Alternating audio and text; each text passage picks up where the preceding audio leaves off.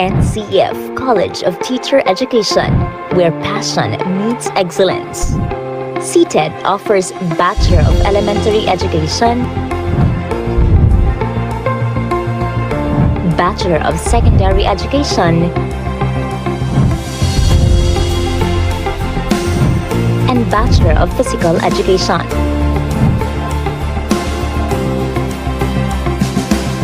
Future educators are shaped through technology-enhanced classrooms, modern science laboratories, and specialized learning spaces that support hands-on and interactive instruction.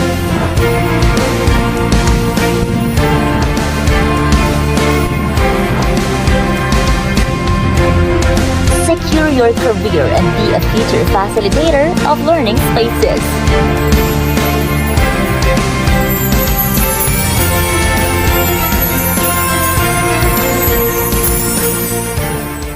Sa NCF, tambayans are not just tambayans.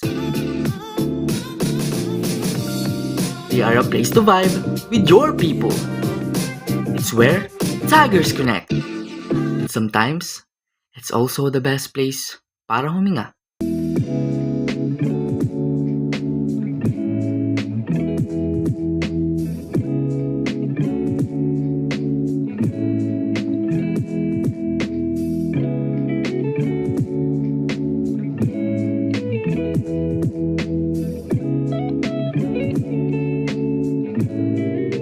This is where our stories stay long after we leave college. The quiet witness of how we built our future.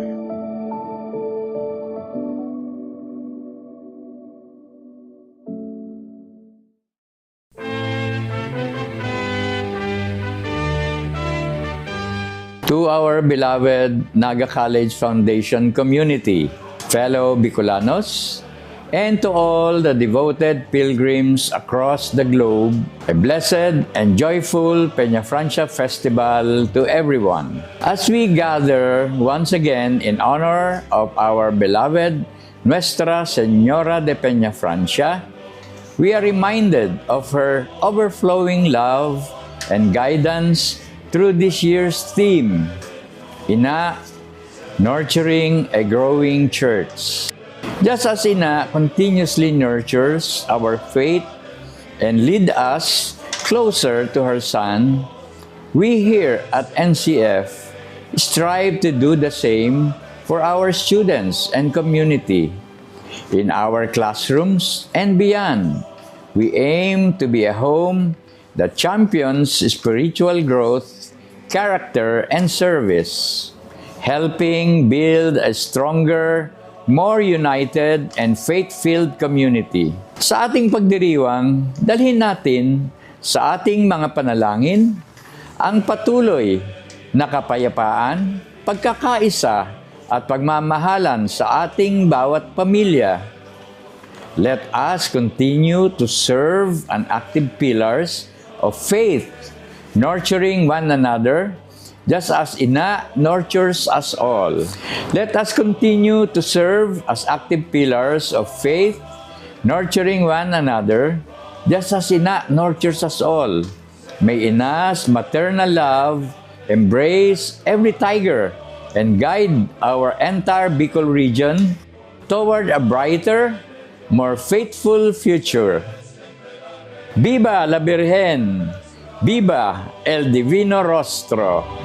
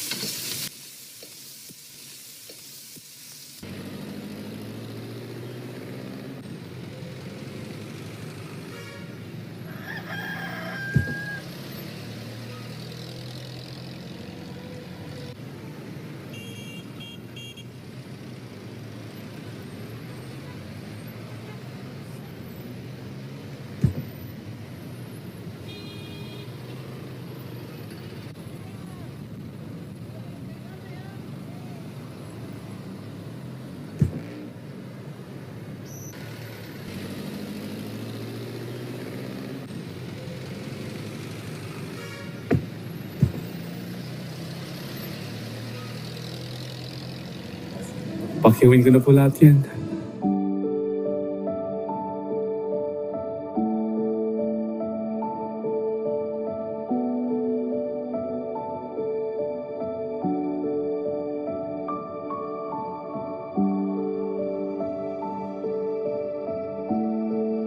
Humble beginning, global end.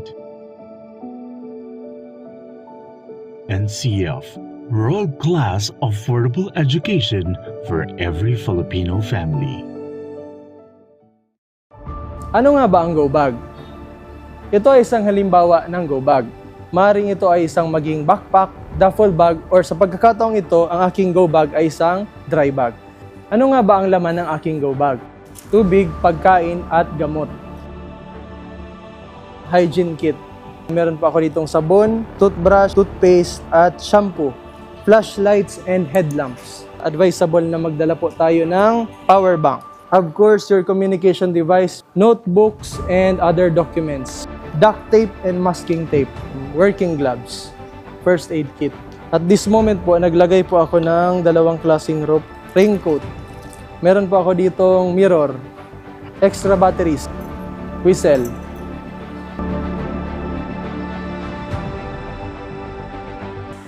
Ang layunin ng Bureau of Fire Protection ay ligtas na buhay at ari-arian. Sa muli po, ako ay si Fire Officer Juan Baquero from Bureau of Fire Protection, Naga City Fire Station na nagpapaalala, laging maging handa para ligtas sa sakuna.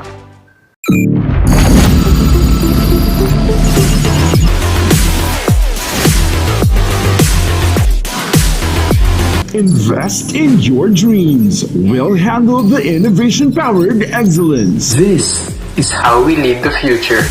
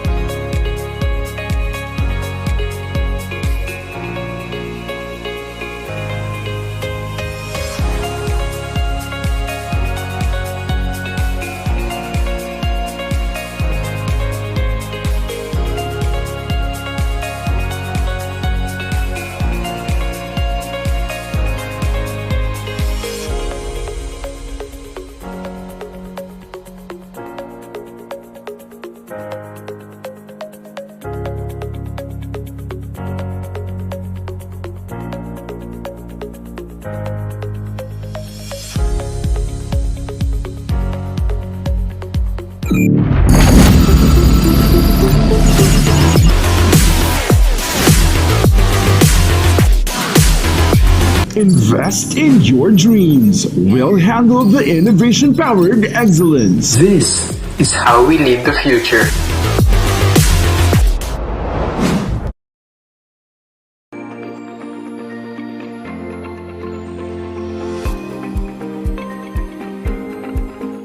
Bilang magulang, importante for me na ligtas sila at masaya sa school.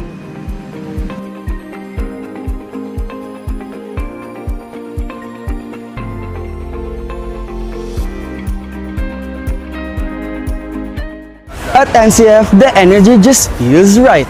You come for the school, but stay for the people.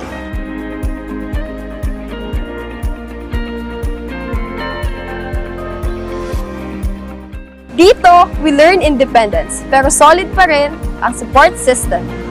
Sa NCF, bawat sulok may saya, suporta at pagkakataong maging ikaw.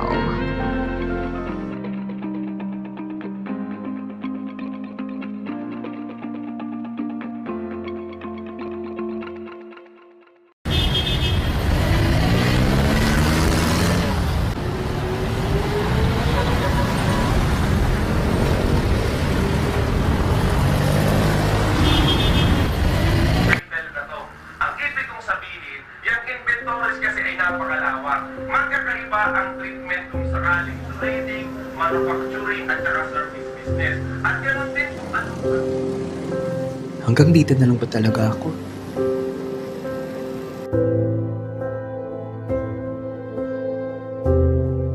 Hindi, lalaban ako. Mataas pangarap ko. Alam kong kaya ko at kakayanin ko.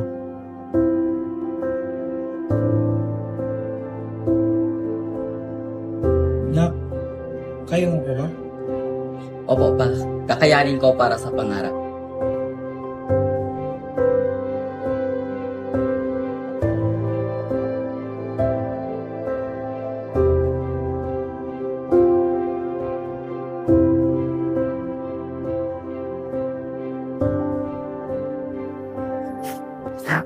Pasensya na po. Hindi ko po kayo napansin.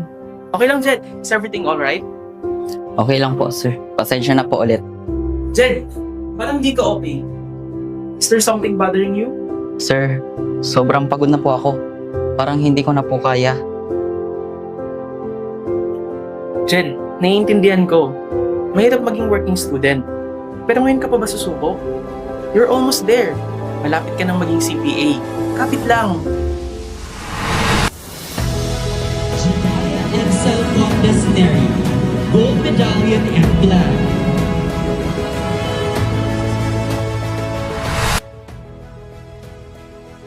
At para sa mga nangangarap na maging isang accountant, maging financial executive, o maging information system professional, padagos lang.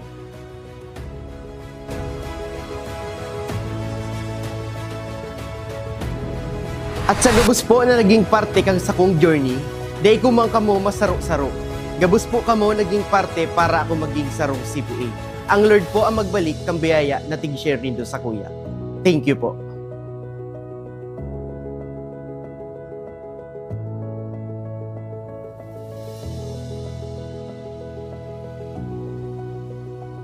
Here at Naga College Foundation, College of Accountancy and Finance, we champion your way.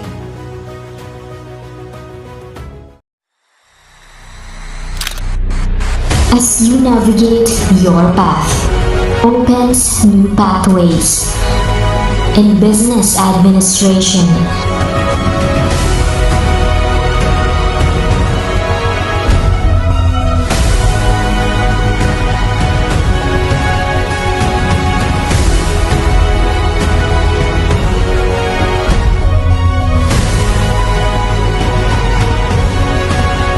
In hospitality management.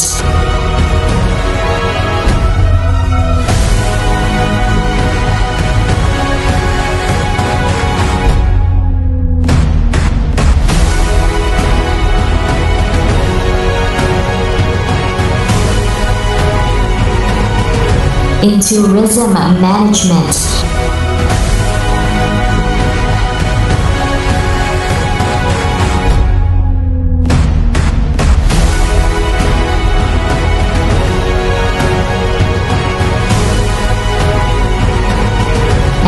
entrepreneurship.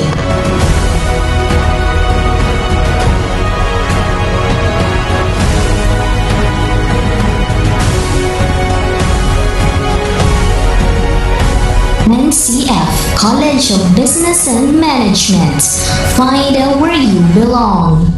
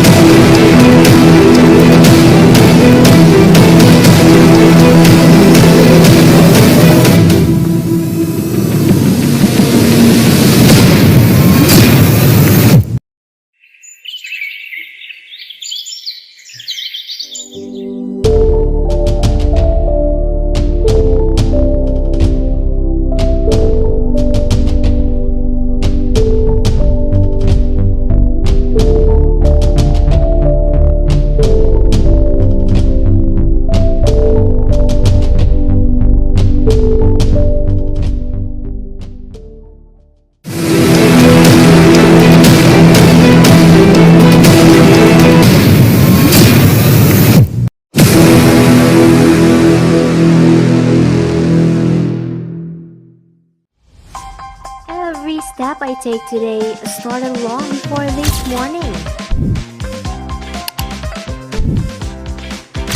I learned to code, to think in systems, to solve problems that matter.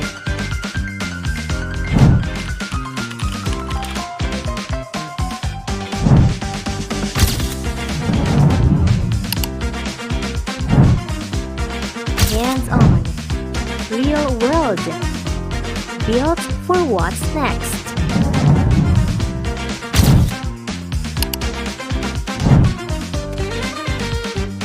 Guided by mentors, backed by quality education. Because the future doesn't begin after graduation, it begins with the right foundation. Choose NCF, College of Computer Studies.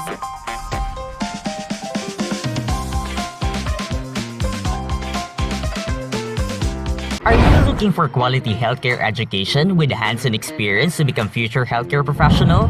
Then your journey starts here. Welcome to Naga College Foundation, College of Health Sciences, the home of the next generation of healthcare professionals trained for excellence. Bachelor of Science in Nursing,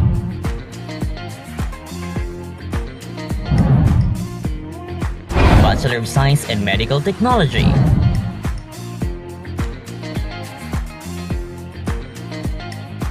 Bachelor of Science in Midwifery,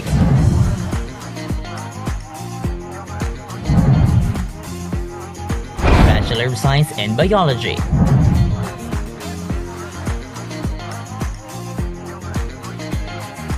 At CHS, students learn through state-of-the-art facilities, driven by artificial intelligence such as mini hospital, nursing proficiency laboratory, medical library, and ORDR simulation rooms. Guided by expert clinical instructors, we provide quality education and hands-on training to prepare students for a successful future. Setting the standard as they are the first ever in Bicol to earn Level 3 re-accreditation. NCF College of Health Sciences, your premier choice in global healthcare education. NCF, affordable quality education. Your future starts here.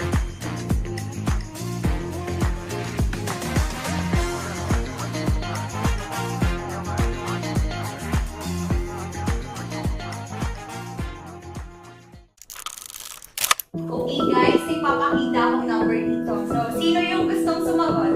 Okay, anong number? Taling number. Wow!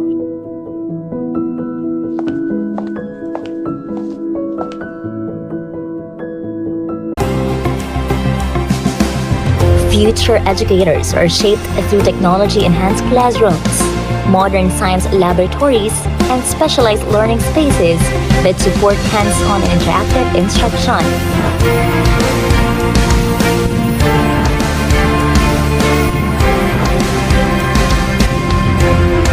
Secure your career and be a future facilitator of learning spaces.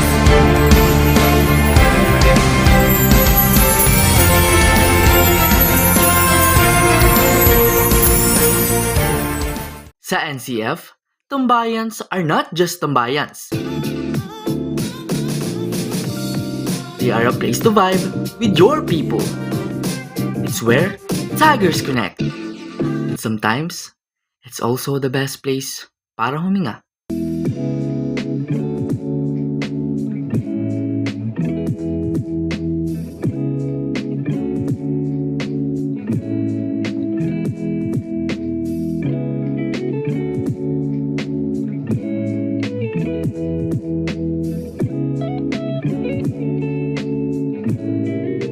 This is where our stories stay long after we leave college. The quiet witness of how we built our future.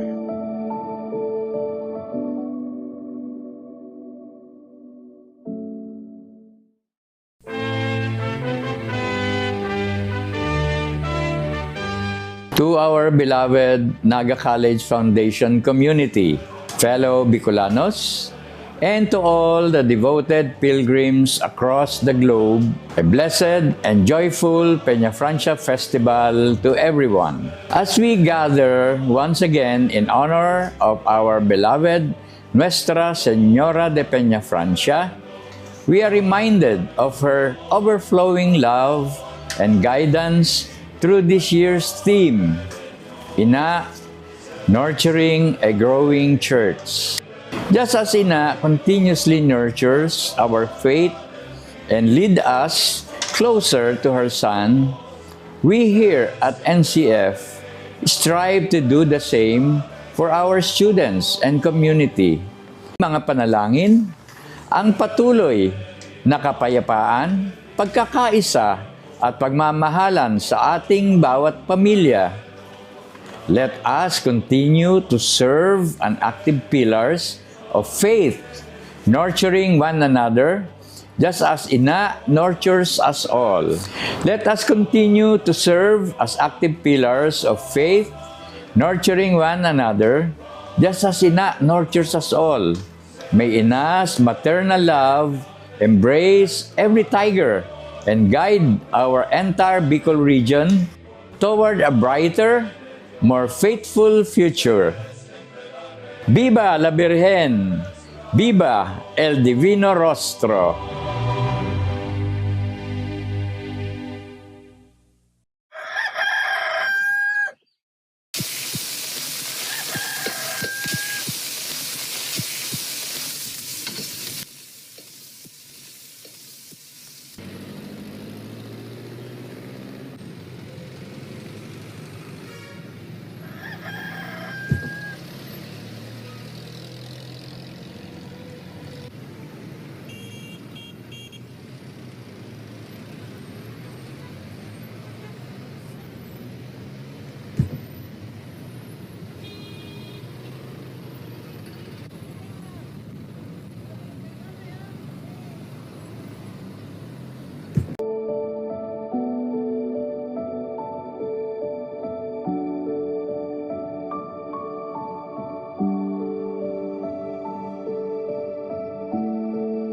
Humble beginning, global end. Ay isang dry bag.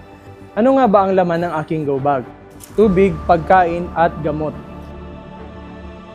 Hygiene kit. Meron pa ako ditong sabon, toothbrush, toothpaste, at shampoo. Flashlights and headlamps. Advisable na magdala po tayo ng power bank. Of course, your communication device, notebooks, and other documents. Duct tape and masking tape. Working gloves. First aid kit. At this moment po, naglagay po ako ng dalawang klaseng rope, raincoat. Meron po ako ditong mirror, extra batteries, whistle.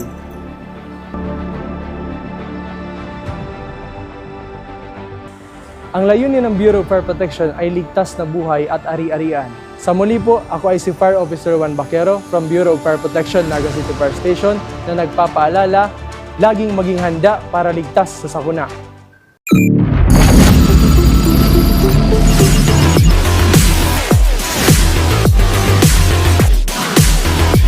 Invest in your dreams. We'll handle the innovation-powered excellence. This is how we lead the future.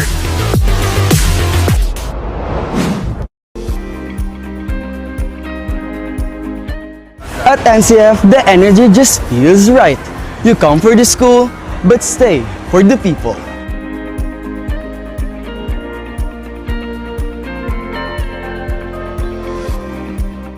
Dito, we learn independence, pero solid pa rin ang support system.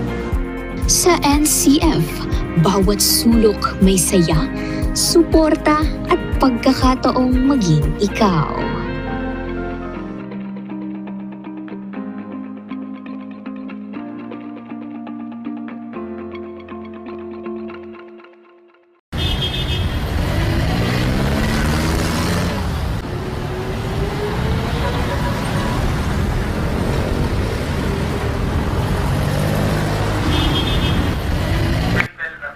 Ang ibig kong sabihin, yung inventories kasi ay napakalawak. Magkakaiba ang treatment kung sakaling trading, manufacturing at saka service business. At ganoon din kung ano. Hanggang dito na lang ba talaga ako?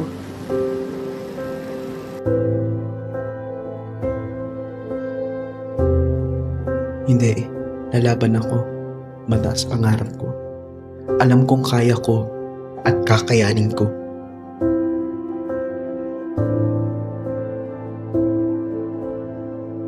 Nak, kaya mo pa ba? Opo pa, kakayanin ko para sa pangarap.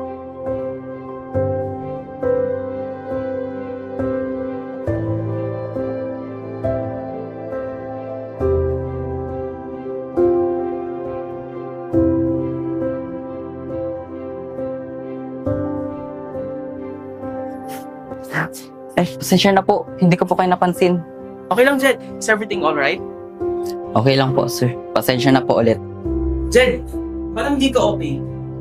Is there something bothering you? Sir, sobrang pagod na po ako. Parang hindi ko na po kaya.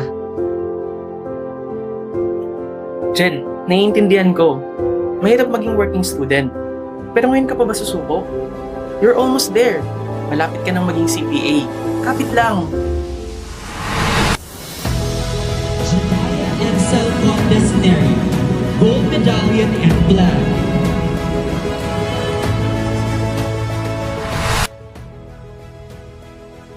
At para sa mga nangangarap na maging isang accountant, maging financial executive, o maging information system professional, padagos lang.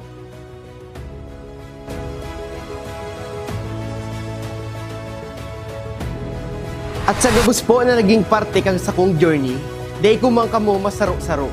Gabos po kamo naging parte para ako maging sarong CPA. Ang Lord po ang magbalik kang biyaya na tig-share nindo sa kuya. Thank you po.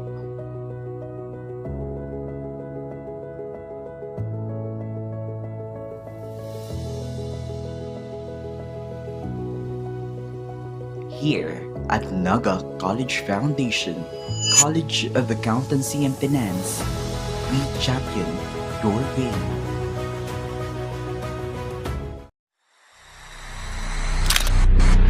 As you navigate your path, opens new pathways in business administration.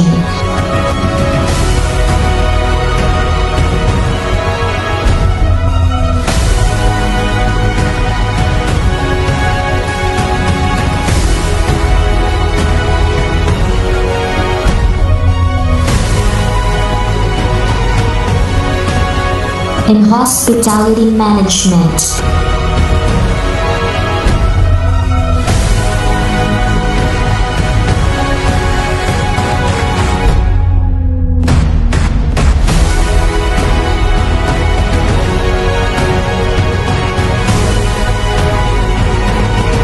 In tourism management.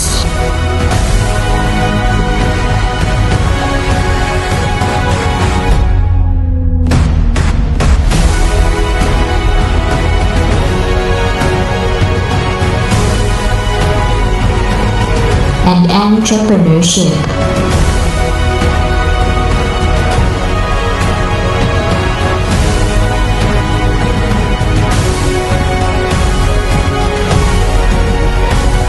NCF College of Business and Management. Find out where you belong.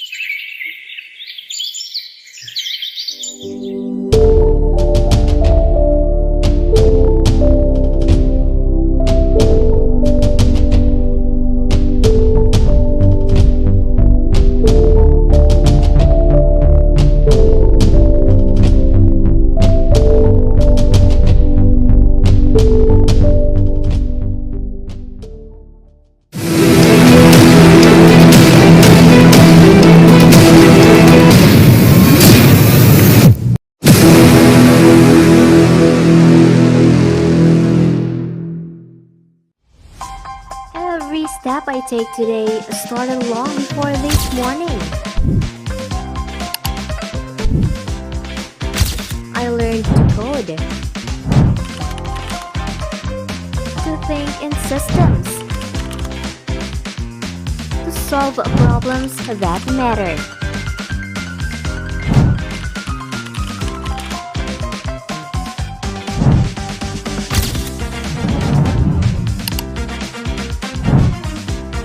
Hands-on, real world, built for what's next.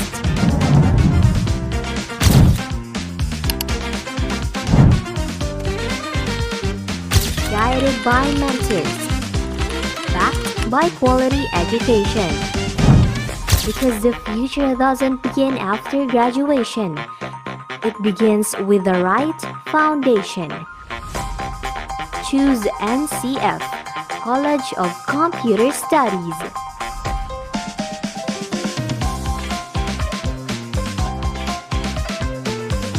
Are you looking for quality healthcare education with hands-on experience to become future healthcare professional?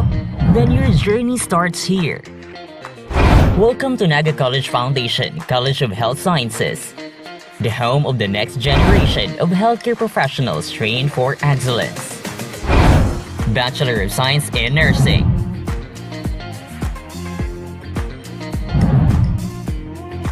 Bachelor of Science in Medical Technology,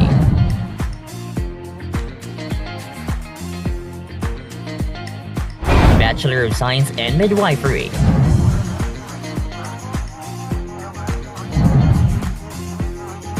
Bachelor of Science in Biology,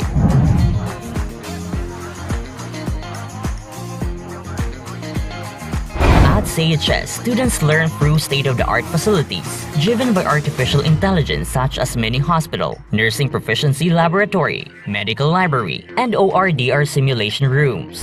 Guided by expert clinical instructors, we provide quality education and hands-on training to prepare students for a successful future. Setting the standard as they are the first ever in vehicle to earn Level 3 re-accreditation.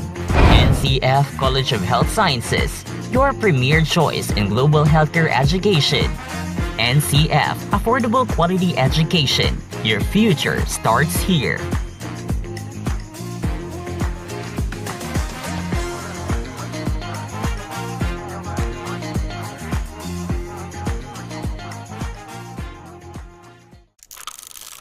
Okay guys,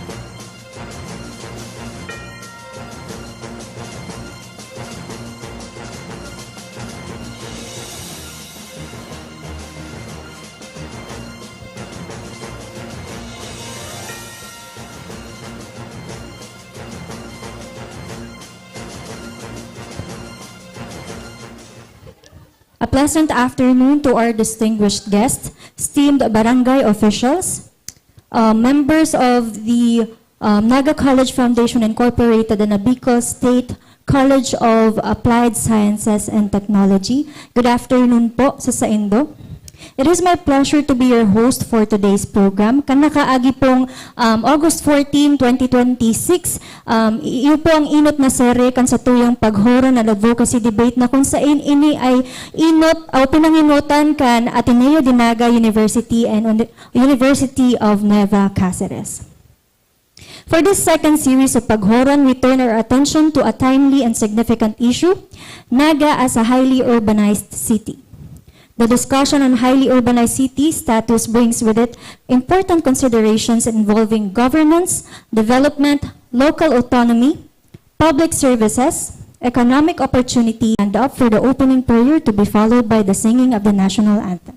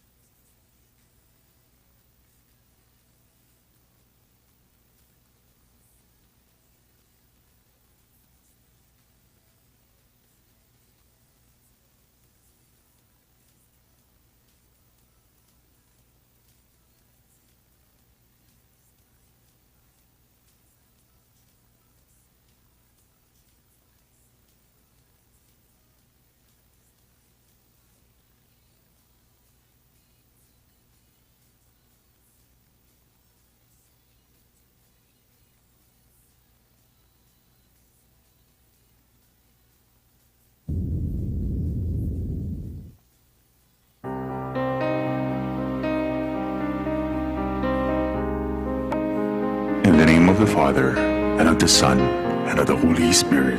Amen. Heavenly Father, toss our fears aside, let us be bold.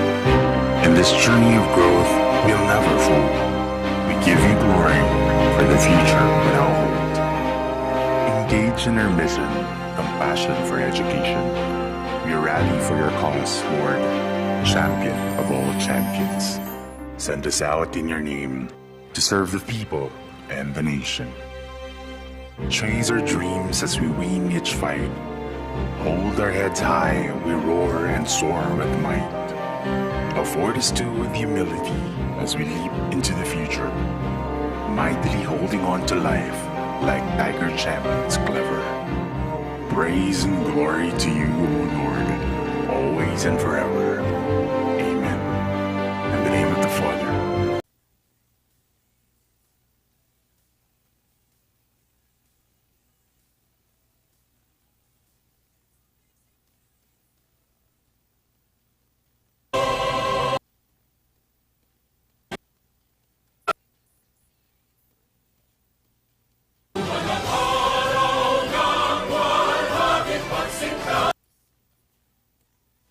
mga kababayan, ang pambansang awit ng Pilipinas.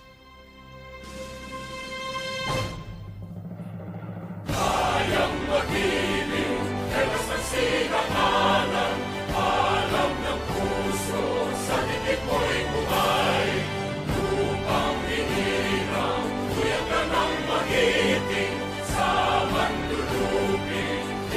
nagsisingil sa nagagang tutok sa simoy at sa langit ang pagaw ay hinagang tula awit sa pagkayang minamahal ang isang ng patawad mo'y tagumpay na nag-iindig ang bituin at araw niya kailan ang ay di magtitingin lupa ng araw ng walhagit pagsinta buhay langit sa piling mo ang inigaya ng pagkay magami at mamatay ng dahil sa'yo.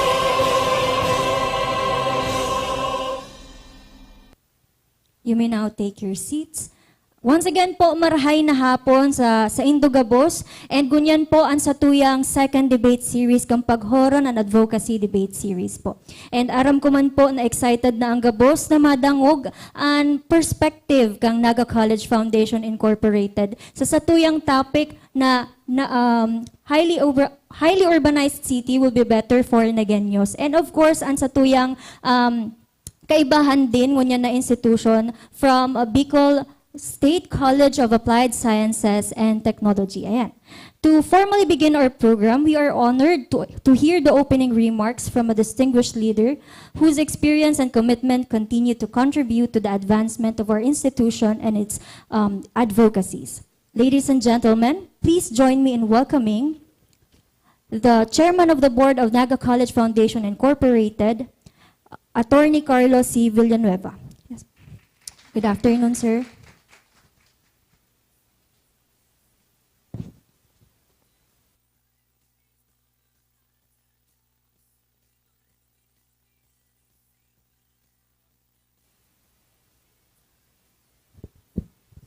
Okay, good afternoon everyone.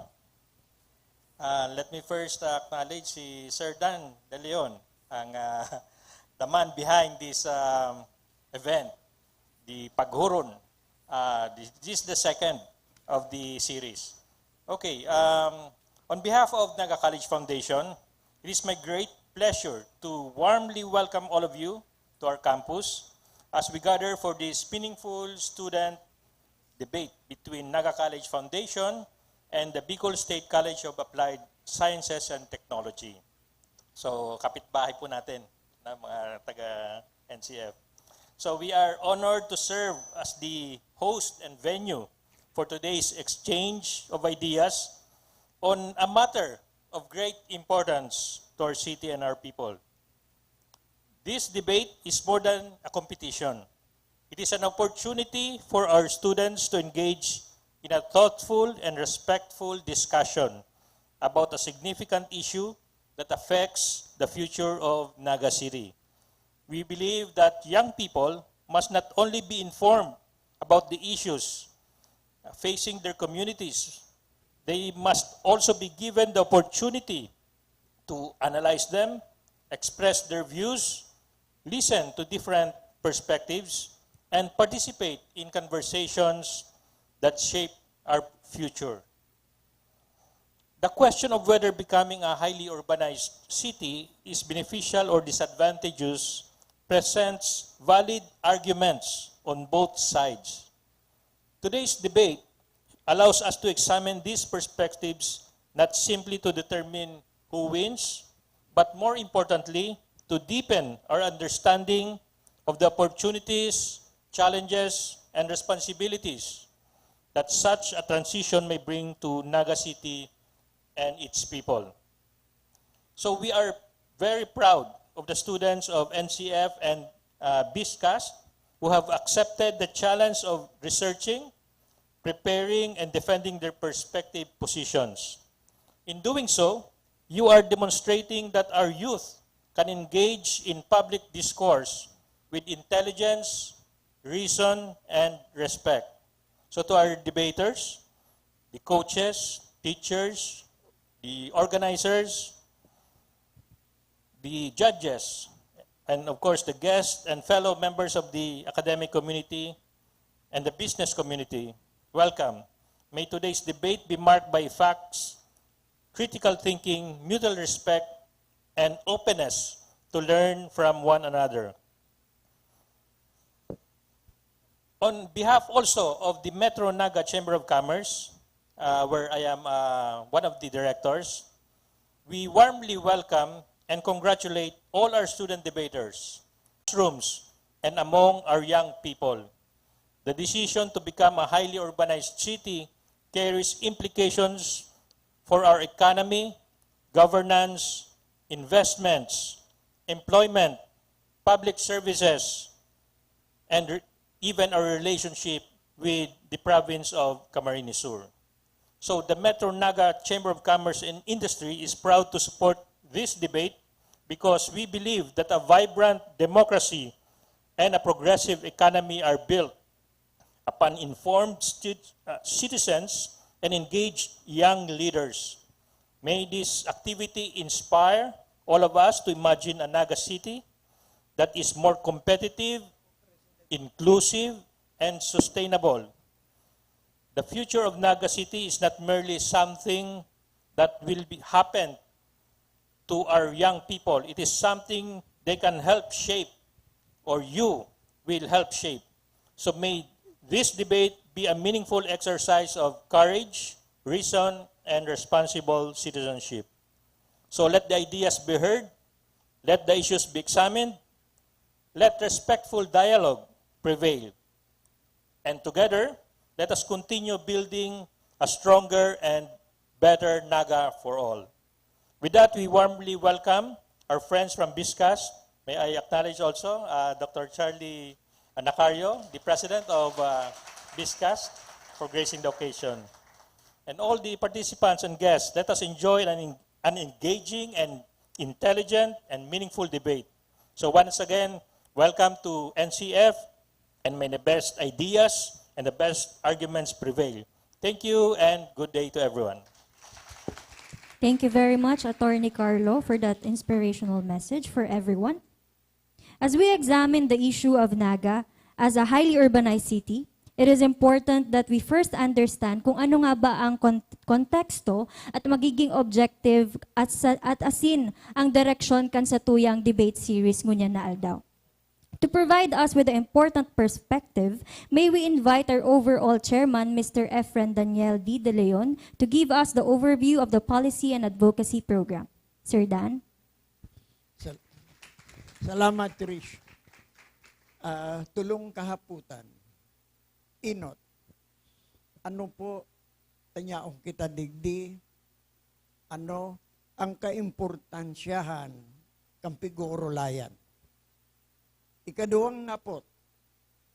Ano po ang epekto kani sa kada sarong nagenyo sa industriya, sa lado kang negosyo, sa mga membro kang Naga City People's Council, sa mga taga-barangay, sa mga membro kan akademya, mga estudyante, mga maestra, maestro.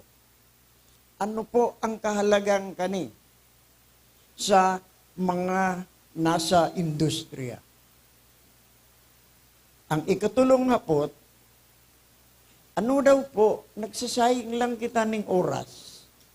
Ano daw po, dahil kita dapat makiaram sa mga pagdesisyon kan mga bagay na arog kani. Sisimbagong ko po saro-saro sa halipot na paliwanag. Inot, ano po ang mga nag-organize kani? Number 1, ang Naga City People's Council na samuyang pinagmimembrohan kang samuyang mahigos na sekretarya. Ang presidente po kang nagre-representar kang gabus na kooperatiba, si Ma'am Daisy. O pakanta po si Ma'am Daisy. Nyaon po ang representasyon kang mga kooperatiba sa Naga. Bako po iyan si darakulaon na negosyante. Iyo po iyan si mga parauma. Iyo po iyan si mga kababaihan, Bicolana Cooperatives. Iyo po iyan si mga PWD, mga senior. Iyo po iyan ang maapektuhan kang pigorolayan tadi. Ano man po tayo ang sa mong Executive Vice President kang Metro Naga Chamber of Commerce and Industry, na iyo man po ang nagrepresentar ngunyan kang Naga College Foundation. Si Attorney Carlo.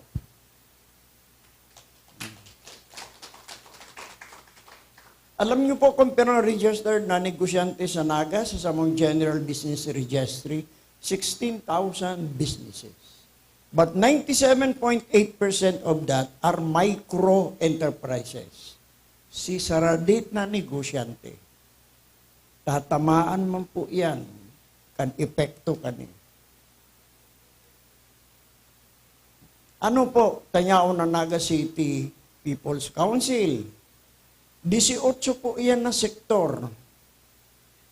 Ako po nagre-representar kang negosyo, si Daisy nagre-representar kang kooperatiba, igwa kaming paraoma, igwa kaming fisher folks, igwa kaming urban poor, igwa kaming transport sector, igwa kaming labor sector, igwa kaming civic. Gabos po parte kang komunidad representado sa Naga City People's Council. Nyaon po di ang NCPC nakikiparticipate. Yung yan kasimbagan. Hello, wala. Hello, Trish. Wala naman. Okay. Kaya yung ikadawang hapot, ano po,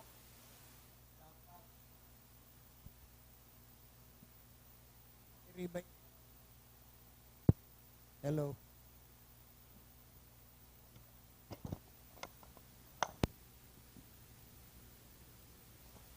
Hello. Kaya ang ikadawang hapot po, ano dapat daw kitang magbali, makiaram sa urulay na arog kani. Iko po kaming membro sa Naga City People's Council. Ang sabi niya, Sir, bako man po akong taga-Naga, taga-pili ako. Ano man po, day man ko mabuto. So, ang hapot ko sa iya, sa katabi na klase, sa USI po. Nasaan po ang USI? Nasa Naga. Ano pong trabaho kang ina mo? Nagtitinda po ako sa palengke ng mga gulay. Sa impong palengke, Naga City People's Mall. Ano pong trabaho kang ago mo? Driver po. Sa impo nagpapasada, Naga Kanakman. So, kung ano pong mangyayari sa Naga, imbuelto ang pamilya mo. Dapat bakiaram ka, maghurop-hurop ka, magboto ka. Ito man pong sarong hinapot ko sa taga-chamber, para mo po, kita kayan magigibo, ang madesisyon kayan sa itaas, bako po. Si Isay ang nagbuboto kan mga tao nasa taas. Si Isay ang nagbuboto kang mga nagkakaput kang gobyerno. Kita. Kaya may kasabihan, the only way for evil to succeed in this world is for enough good men to do nothing. Kaya siniguro mi na ang debate ibaba mi sa lado kang millennials, kang alpha, kamu po yun. Kasi sa statistics po, dati 39% lang kamu sa butante. Pero sa 2028, kamu po ang maboto kung si Isay ang mapadalagan kang gobyerno. Kaya kung bubutuhan na naman do si mga bobo, si mga kurakot, si mga parabon, bayo na po kita magsulsul sa tao, sa iba, magsaralming na lang po kita, kita ang may kasalan. Kaya ano dapat makibalik kita digdi, garo dapat. Kasi, pag binutuhan ta po ning tugot kita, may epekto sa gabos, sa mga eskwelahan. Kaya nalido niya ng presidente kang Biskas. The next university kang Naga, puro pakanta po si President Charlie. Dakulaon epekto po yan sa Biskas. Dakulaon epekto yan sa Naga College. Ano po ang pilot na tinampong papakarayon magiging parang Bonifacio Global City? Ang Villanueva Avenue, mailing po nindo. Daina po dyan maaragyan mga sasakyan, panglakaw na po yan, may mga tinano, may mga burak, magayunong garo ka na sa Makati. Ikaw na po ang budget si Mayor Lenny, pupunan mo niya na taon. Kaya ano dapat kitang magbali sa mga araw ganing urulay? Ano po ang simbag? Iyo. Kasi apektado ang kada sarong na genyo. O, yun po yung ikatulong hapot. Ano po ang epekto sa sarong sadip na tao? Dakul, estudyante, madagdag ang eskwelahan, siguro man po makaray lalo ang quality. Sa negosyo, mas madakula po ang intriga, ang income, madakula man ang taxes. Kaya kamugabos, apektado po ngayon. Ang naglilibot pong kwarta sa Naga compared to Legazpi, sabi kang Bangko Sentral ng Pilipinas is 2 billion a day. Kaya pag binilang mo po ang bangko sa Naga compared sa bangko sa Lucena or sa Legazpi, halos doble po ang sa Naga. Ang regional center kang Bangko Sentral kang Pilipinas, buong South Luzon, hinali na po sa Santa Rosa, sa Empo Ninda Kinaag, nasa Naga na. Gustong sabihin, ang kwarta kang Region 5, kang Region 4A, nyao na po sa Naga. Kaya HUC. Pero ang sabi po kang UNC duman sa debating na inot, paano man po ngaya itong kasaraditan? Paano man po ngaya ang tao nasa laylayan? Kaya iyo po yan ang paninindugang kang oposisyon. Si inot pong debate, ang government was Ateneo de Naga. Ang opposition was University of Nueva Cáceres. Ngunyan na hapon po, ang government is Naga College. Sinda po ang masabi, matulod, dapat HUC ang Naga. Sa referendum sa November, bumoto ka mo, HUC ang Naga. Yan ang ipaglalaban kang Naga College bilang government. Ang sasabihin man po kang Biskas, si Semalan makikinabang kayan, si Darakulaon na negosyante. Mayo man yan direct effect sa mo.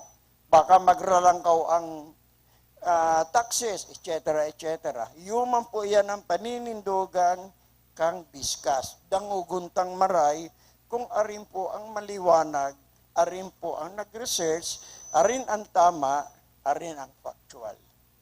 Sabi nga ni Attorney Carlo, inilang po ang debating mayong i-declare na winner. Sisay po ang judges digdi. Ang lambang na genyo na mabuto sa Nobyembre.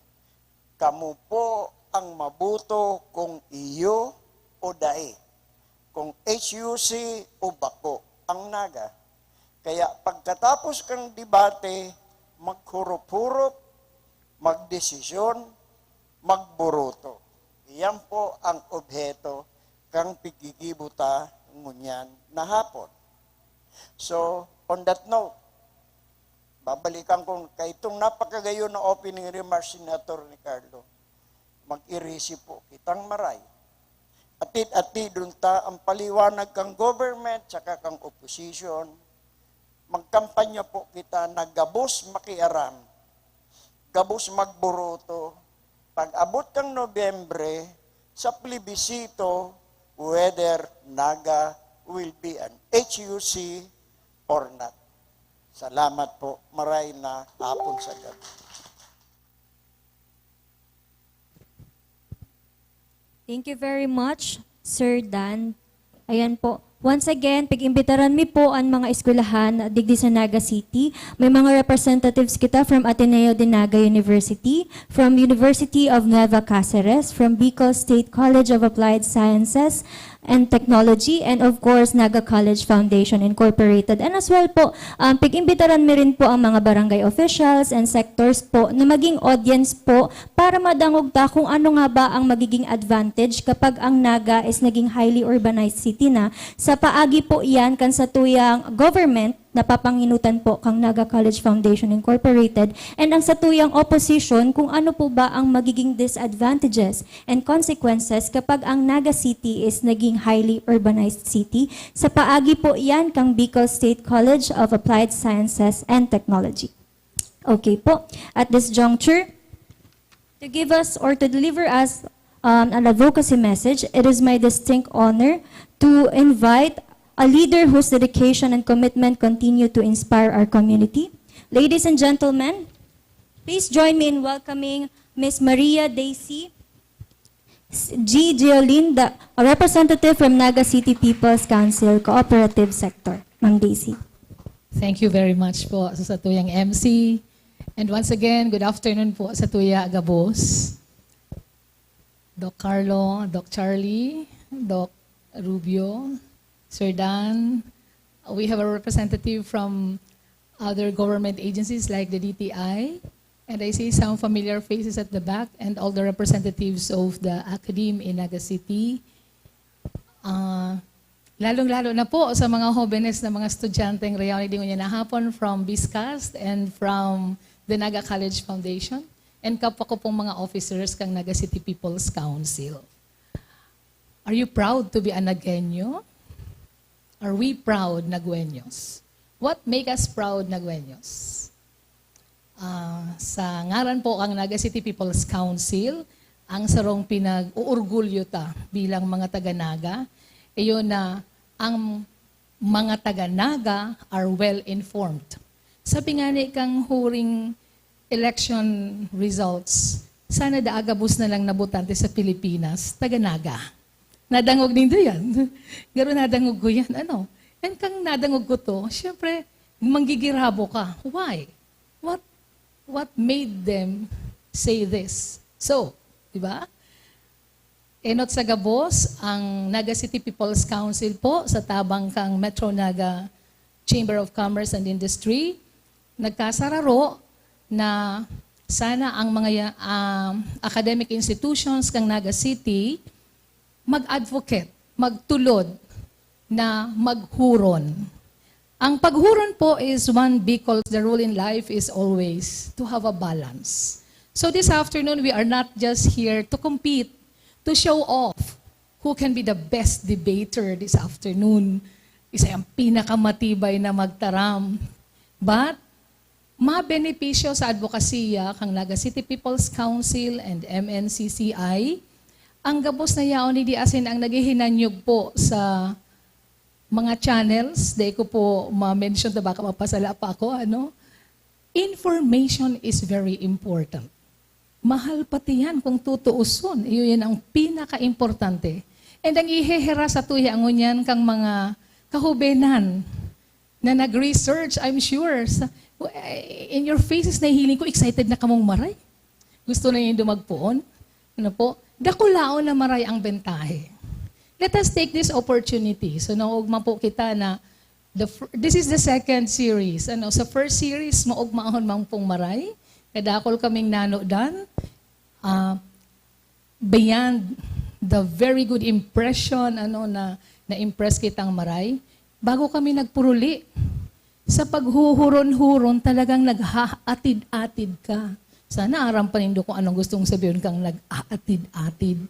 We were reflecting. We were discerning. Because comes November, dakula pong desisyon ang gigibuhon kang mga taga-Naga. As in, maski ito pong bakong mga taga-Naga, maapektuhan kang magiging desisyon.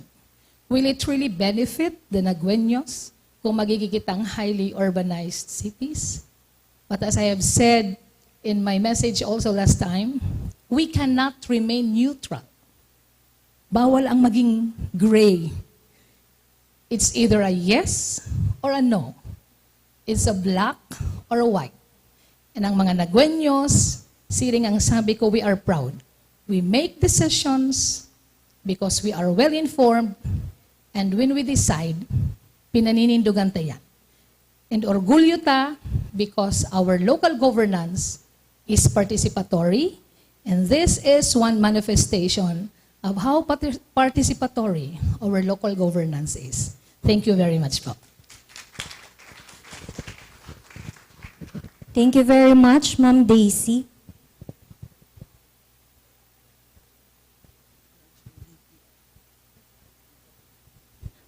And po, we would like to acknowledge the presence of representative from DTI po. Good afternoon, ma'am. Maray na hapon po.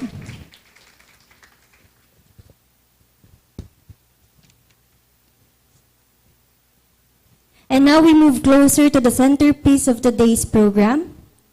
Ayan, bago muna daw po tayo pumunta doon sa overview ng ating debate guidelines. Ano po, it is my distinct pleasure to request the presence of the President of Bicol State College of Applied Sciences and Technology para magtaon ng encouragement and inspirational message sa satuyang debaters and of course sa satuyang mga guest mo niya na aldaw.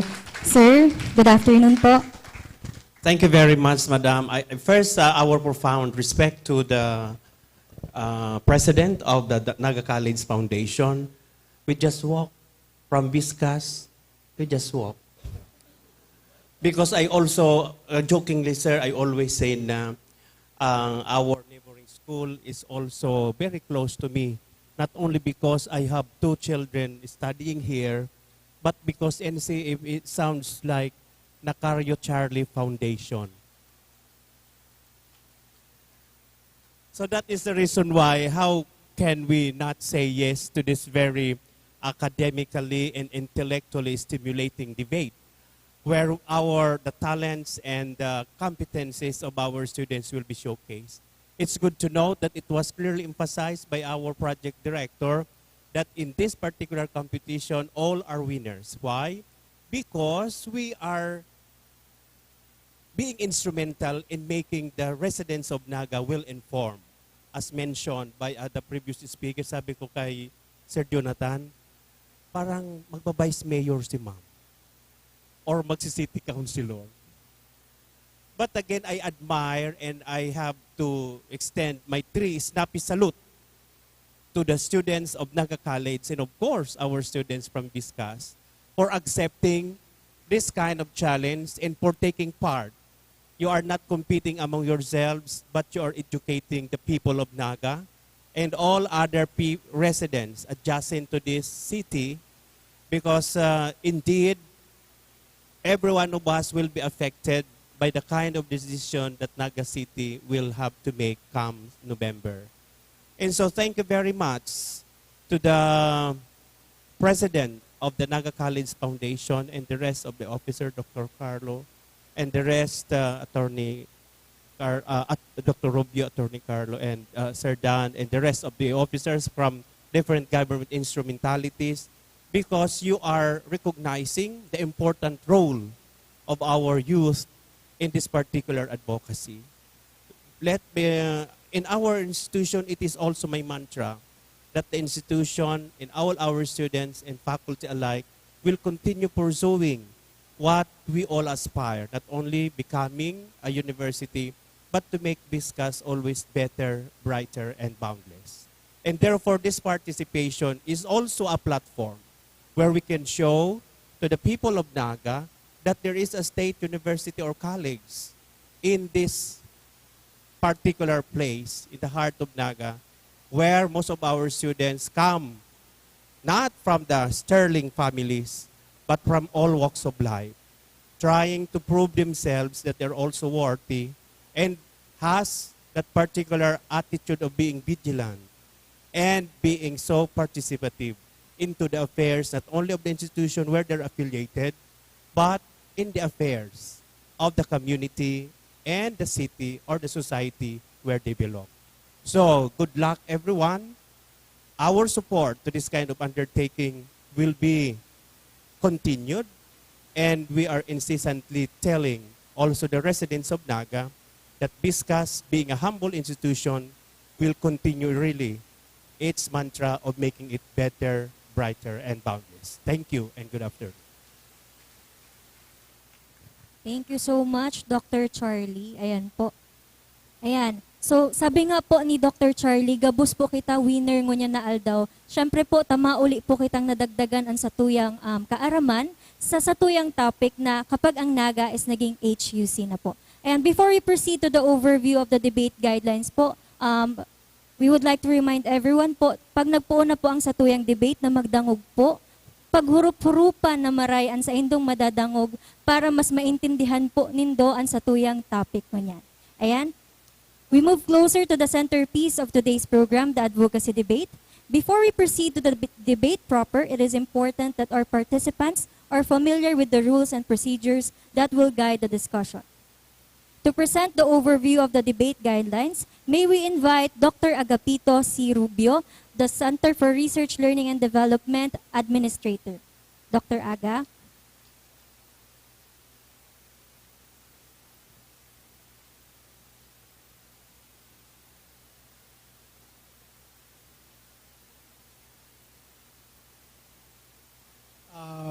Maray na hapon sa gabos.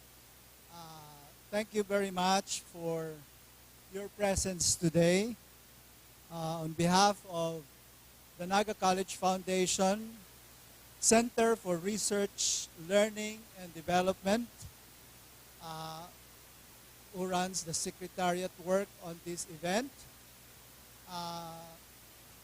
we entered into a triumvirate with Metro Naga Chamber of Commerce and Industry as our partner, and our major partner, the Naga City People's Council, of whom the officers are here together with us this afternoon. We are happy that the administration and the Board of Trustees, chaired by our attorney Carlo Villanueva, to provide us this wonderful venue where we can have a conducive conversation to proceed with the Paghuron, the second sequel of which the first was staged here in the same venue last August 14, and today is the second of the event. Now, here is the guideline for our debate this afternoon. First of all, since the purpose of this debate is to extract intelligent ideas from our debaters, I hope that we will not be constrained by the language that we use. We can shift depending on how we can comfortably express our ideas. The debaters, you may shift from English, Tagalog if we may, but preferably English to Bicol, so that we can understand clearly the ideas that you will be presenting.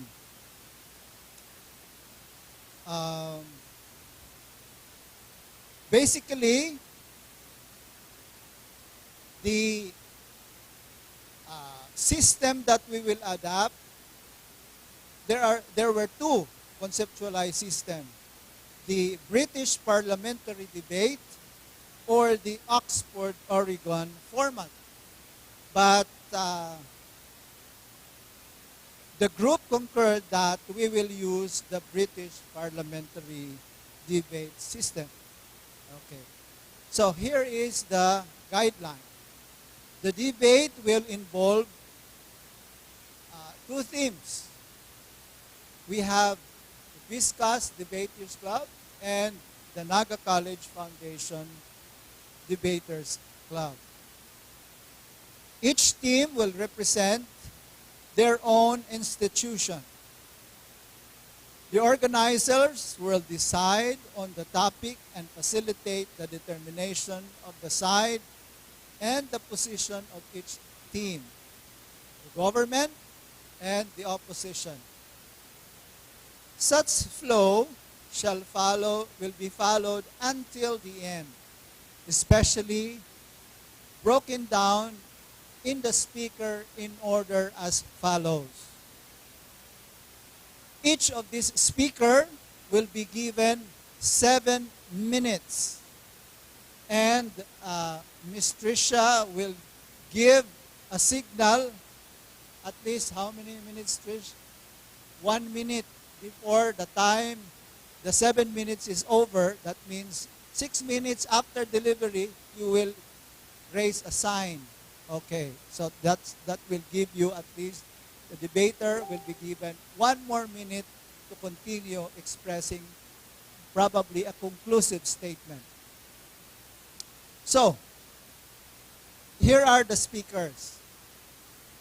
We have the Prime Minister, the Leader of Opposition, the Deputy Prime Minister, the Deputy Leader of Opposition, Member of Government, Member of Opposition, the Government Whip, and the Opposition Whip. There will be synthesis at the end of the debate. And the synthesis, the emphasis will be to summarize simply the statements of the government and the opposition. The intention of the synthesis is not to judge, but to just simplify and summarize key ideas presented therein. After the debate, there will be open forum if we are given much time left. The audience can ask the debaters questions that are somewhat very important to be raised upon within the frame of the debate. Now, I would like to present to you now the debaters this afternoon.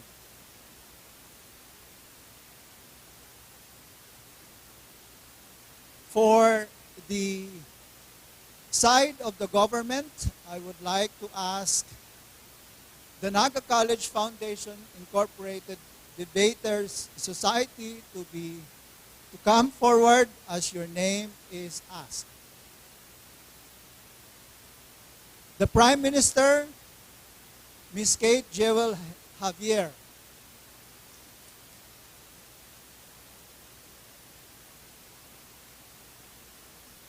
Please stand here. The Deputy Prime Minister of the government is Shulamar Zay Miñano.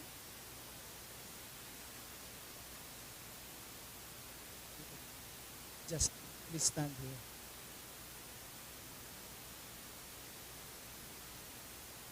Member of the government, Gerald Jesse P. Echevarria. The government whip, Mr. Ryvin J. C. Asido.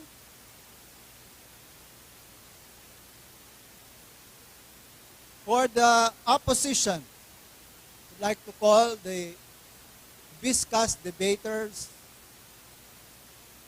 Please come forward once your name is called. The leader of the opposition is C.J.R. Quirona.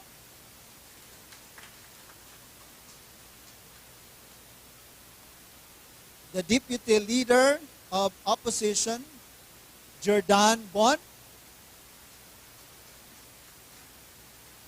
Member of opposition, Justine Renz.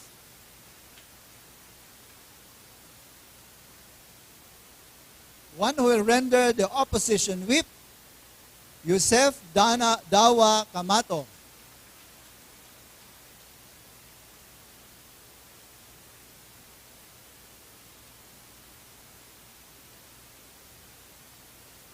Tauhan tapo sindaning mas ligabong palakpakan. Let's welcome them as they begin the debate. Okay. Now you can occupy your place now. So we have to remember, in the process of delivery, we have to remember that we are here in the hallowed ground of the Tanghalan Melchor Auditorium. And we have to remember that our engagement here is to present our ideas, your ideas. These are thoughtful and respectful conversation. Now, make sure that when you do that, you allow our listeners to examine the ideas that you have presented here. So with that, good luck to all of you.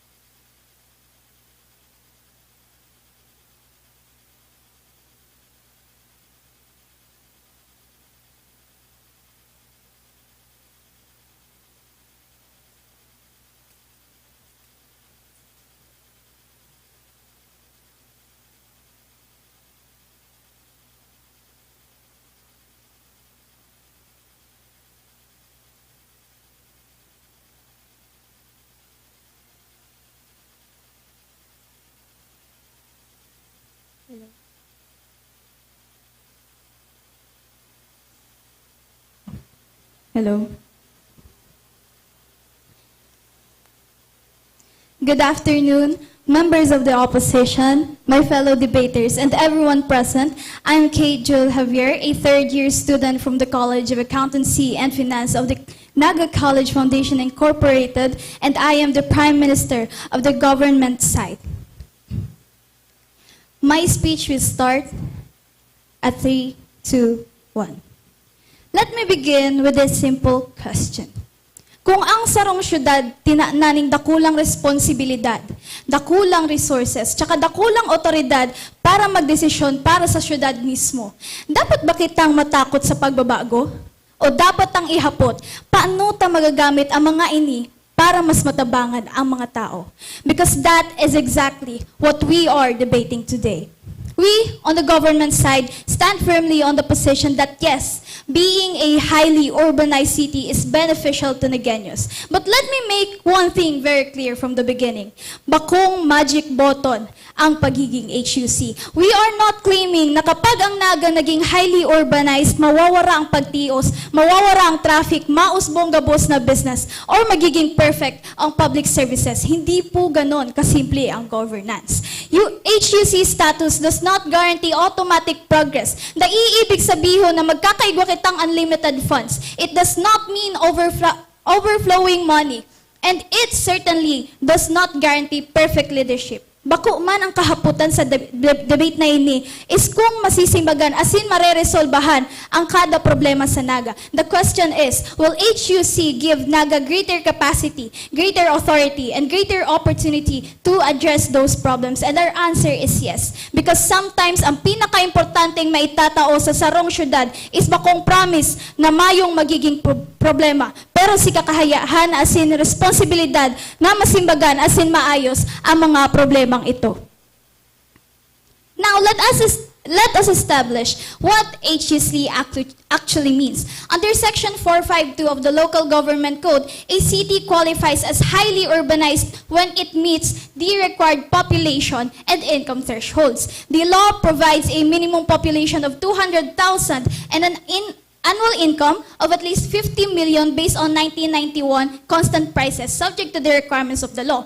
Naga has already satisfied those requirements. Ibig sabihin po, yaon na kita duman. According to Proclamation 1267, Naga has a certified population of 210,545 and an income of 298.53 million based on the 1991 constant prices. And President Ferdinand Marcos Jr. therefore proclaimed Naga as a highly urbanized city on May 26, 2026. But, and this is important, the law requires the conversion to be ratified by the qualified voters of Naga through a plebiscite before it takes effect. So ano po exactly ang pinag-uuralayan tango niyan? We are talking about greater administrative independence from the provincial government and greater capacity to manage the city's own affairs. And this is not some completely new experiment sa Philippines. As of 2025, the Philippines had 33 highly urbanized cities. With Naga's proclamation, Naga would become the 34th subject to ratification.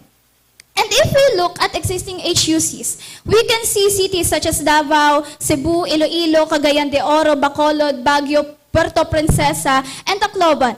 Ang mga syudad po na ini, daisinda pararehas. May iba-iba sindang histories, population, industries, cultures, and problems. And that is exactly the point.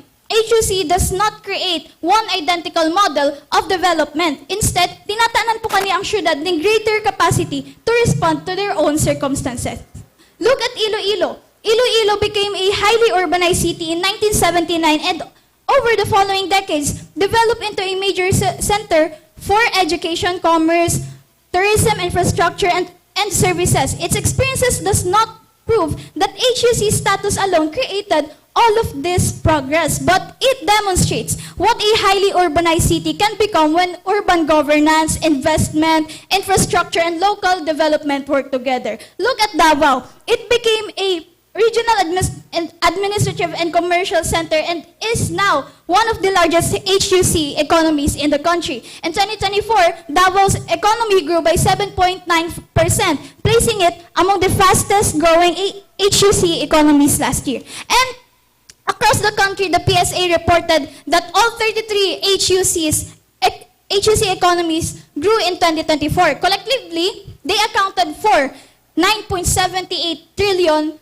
or 44% of the national GDP. Now, let me be careful. Dahil ko po sinasabi na kang naging HUC sinda, naging successful sinda. That would be an oversimplification. Their success also comes from geography, history, leadership, private investment, and many other factors. Ang tagde-demonstrate po kang examples na ini is something more reasonable than that. HUC status can provide institutional environment in which a city can pursue larger scale economic and urban development. And that is the opportunity we are arguing for Naga.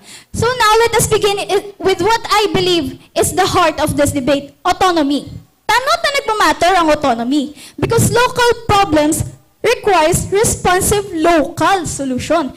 Traffic in Naga, urban housing, waste management, local business development, public transportation, yun po ang problems sa Naga. And habang mga issue na ini may connect sa provincial and national concerns, ang mga taong nakakaranas po araal daw, yaong mala po sa Naga. So why shouldn't Naga have greater authority to decide to how to address them? HUC status gives the city greater administrative autonomy from provincial oversight. Ano po ang ibig sabihin kaini? It means that the Naga city can have greater control over its priorities and development direction. So instead po na maghapot kung ano ang pwede tang gibuhon with the larger provincial structure, baguhon ta, ano ang kaipuhan ning Naga as in paano makakaresponde ang government ta. And that is important because autonomy is not simply about power. Autonomy is also accountability. Kung ang mga lokal na leaders kang Naga have greater authority, ang mga taga-Naga pwedeng maghapot. Kung tatana ng mga local leaders taning responsibility, ano ano ang gigibuhon ni daigdi. That creates a stronger relationship between power and accountability. So our equation is simple: greater authority, greater responsibility, and greater accountability. We are not asking for power without 10 seconds. accountability. We are asking for power with responsibility. Time's up. Sa long-term development, ini ang kadalasang benefit Time's na up. na-overlook. Time's up.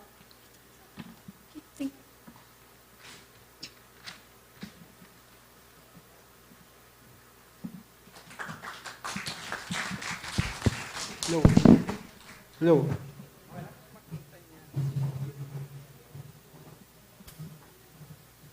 Pag nagtaas po ako ng kamay, 1 minute po. Kapag ganito po, stop. Time's up na. Kapag may sasabihin po yung opposition, gamitin po yung mic. Ah, sige po. Hello. May check. To all debaters po here, both opposition and government, to all government officials, to all barangay representatives, to all students from different universities, advisors, student assistants, marayong na hapon po sa inyo, Gabos. I am CJ Quirona, the leader of opposition from Biscas Talingkas Debate Society, and I am going to start my speech. Ilang.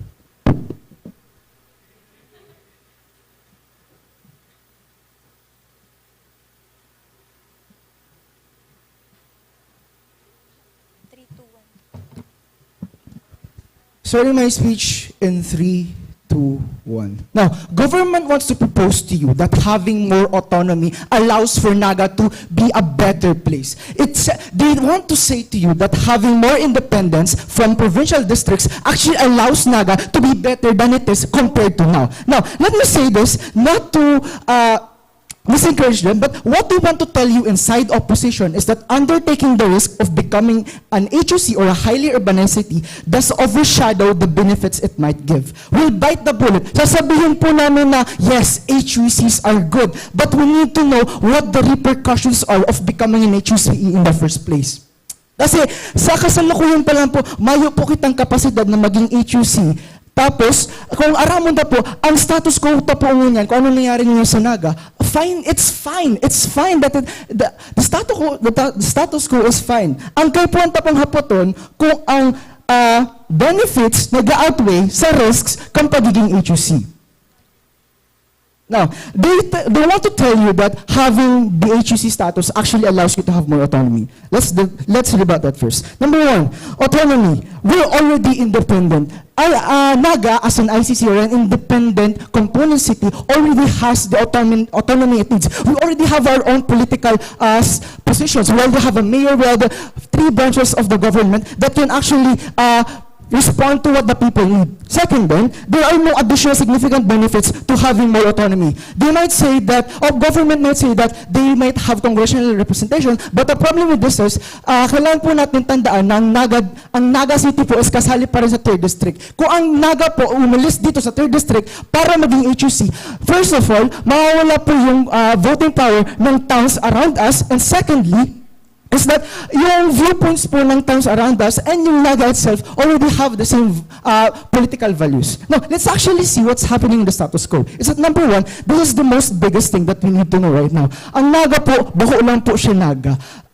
Ang sinasabi pa po sa Naga is everyone na nag-engage dito. Ibig ko pa sabihin, Naga isn't just Naga, it's Metro Naga. It's every town that inhabits not only Naga, but everything around Naga. So, it's everyone cooperating in Camarines Sur that wants to build their lives here, that wants to work here, study here, that are affected. This means that, any changes that affects Naga also affects the whole of Camarines Sur. Everyone in Metro Naga is affected here. And I need to emphasize what the term Nagueño means. According to RIGMAT, an annual culture and music event organized by civic organizations, the term Nagueño is accepted to be anyone who engages in Naga. Anyone who is part of Naga's economic activities, whether it may be in businesses or you're just buying any products here. Now, they also want to say, or I'm going to present another argument that government will say that when Naga becomes an HUC, it will have more opportunities, more jobs for Nagueños. Now, and I'm not going to say that job opportunities for Nagueños are bad, but what I'm going to say is that number one, having a job does not equal having better quality of livelihood. This means that if Naga becomes an HUC, it's going to attract not only migrants from Camarines Sur, but it also attract large corporations and businesses here. This means that if those migrants migrated here to Naga just to have a better life, of course, the city has to cater for them. They need to have living spaces, and they need to have the infrastructures that they actually need. This means that if the opportunities are concentrated here in Naga City, once it becomes an HUC, this will lead to congestion because of all the people, all the migrants that want to migrate here. This means, ang impact po nito is sa lahat ng tao nandito at nanirahan dito sa Naga at yung nag-work here, nag-study here, longer transport, public transport times, more people overcrowded, less quality of education, and less quality for healthcare services. Because more people means more time to accommodate every person. Now, second then, having an HUC status isn't the trigger that investors will come because they invest in feasibility. They might say, government might say that, because Naga is an HUC, businesses will want to invest here because it's now bigger, it's now better. This actually is not true because entrepreneurs are incentivized to maximize profit. This means that they will actually research what Naga's weaknesses and strengths are. And if those strengths actually fit the conditions they need, then they will invest in Naga. And another third point to this is that before Naga was considered to be an HUC, businesses or BPOs are already investing here. Take for example, companies such as Quantrix and other call centers. They've already built massive brands here in Naga and continue to do so. Third then, is that even if we attract large corporations here once Naga becomes an HUC, it's that the fact that large corporations will drive out our local businesses. What I mean by this is when Naga becomes an HUC, it attracts large corporations and then they will try to, of course, make a play in the local market. This means that they're going to compete with local businesses. But these local businesses doesn't have the capital necessary to actually compete with these large corporations. This means that whenever an accident occurs, they don't have the safety net to actually continue operations. This means that they have a higher chance to actually die out compared to large corporations. Next then, is that unplanned rapid urbanization without proper infrastructure plans leads to disaster. If people or migrants here come to Naga and then try to build their lives here, they're going to see that, Naga, wala pala tubig dito sa Bonbon, wala pala tubig dito sa Francia. What are they going to do? Are they going to just struggle there? What this means is that either they're going to want to spend higher amounts of money to be in a better place or stay in a substandard place that actually affects their productivity levels, which is still really bad for the economy because people who are depressed, people who are sad, don't want to work more productively compared to a person who has normal values. Third then,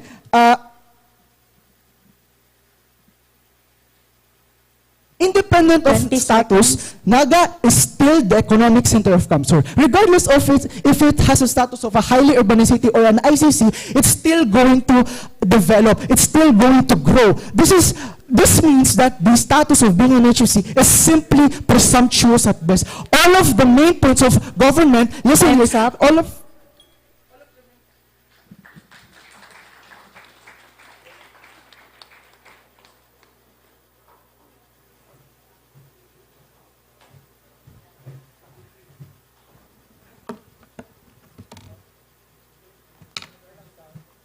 Meron po. Hello, mic test. Hello everyone, my name is Shulamar Zaimaniano, a third-year college student from NCF, and I will be the Deputy Prime Minister of the government side. Okay, and I will be starting in 5, 4, 3, 2, 1. Honorable educators and members of the opposition, my Prime Minister or our Prime Minister has already established what our side believes. Nagtutubod kami that Naga should become a highly urbanized city. It's not about gaining a prestigious label or title. Ang HUC, bako lang siyang sarong title na iduduhot mo sa syudad, and it'll eventually become better. It'll eventually become perfect. My job as Deputy Prime Minister, I am here to answer the opposition and to show you why their objection do not defeat our case. And after listening carefully to their arguments, I realized something. The opposition is not really proving that HUC is bad. They are only proving that HUC is not perfect. And those are two different things. We never claimed that HUC, like the Prime Minister mentioned, is equals to instant development. We never claimed that HUC guarantees unlimited funds, and we never claimed that HUC automatically creates perfect governance. What we are saying is much more reasonable. HUC gives Naga greater administrative autonomy, stronger capacity, and earlier, the opposition mentioned that Naga does not have the capacity to be an HUC.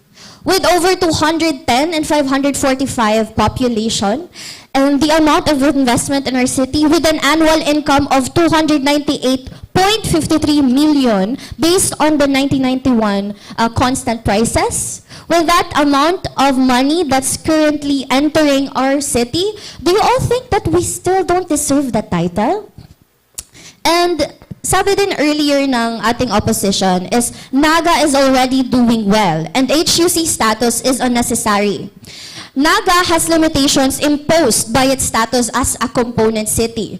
Naga gains greater control over its own affairs and resources better than Congress representation and a more Naga-centered political capital.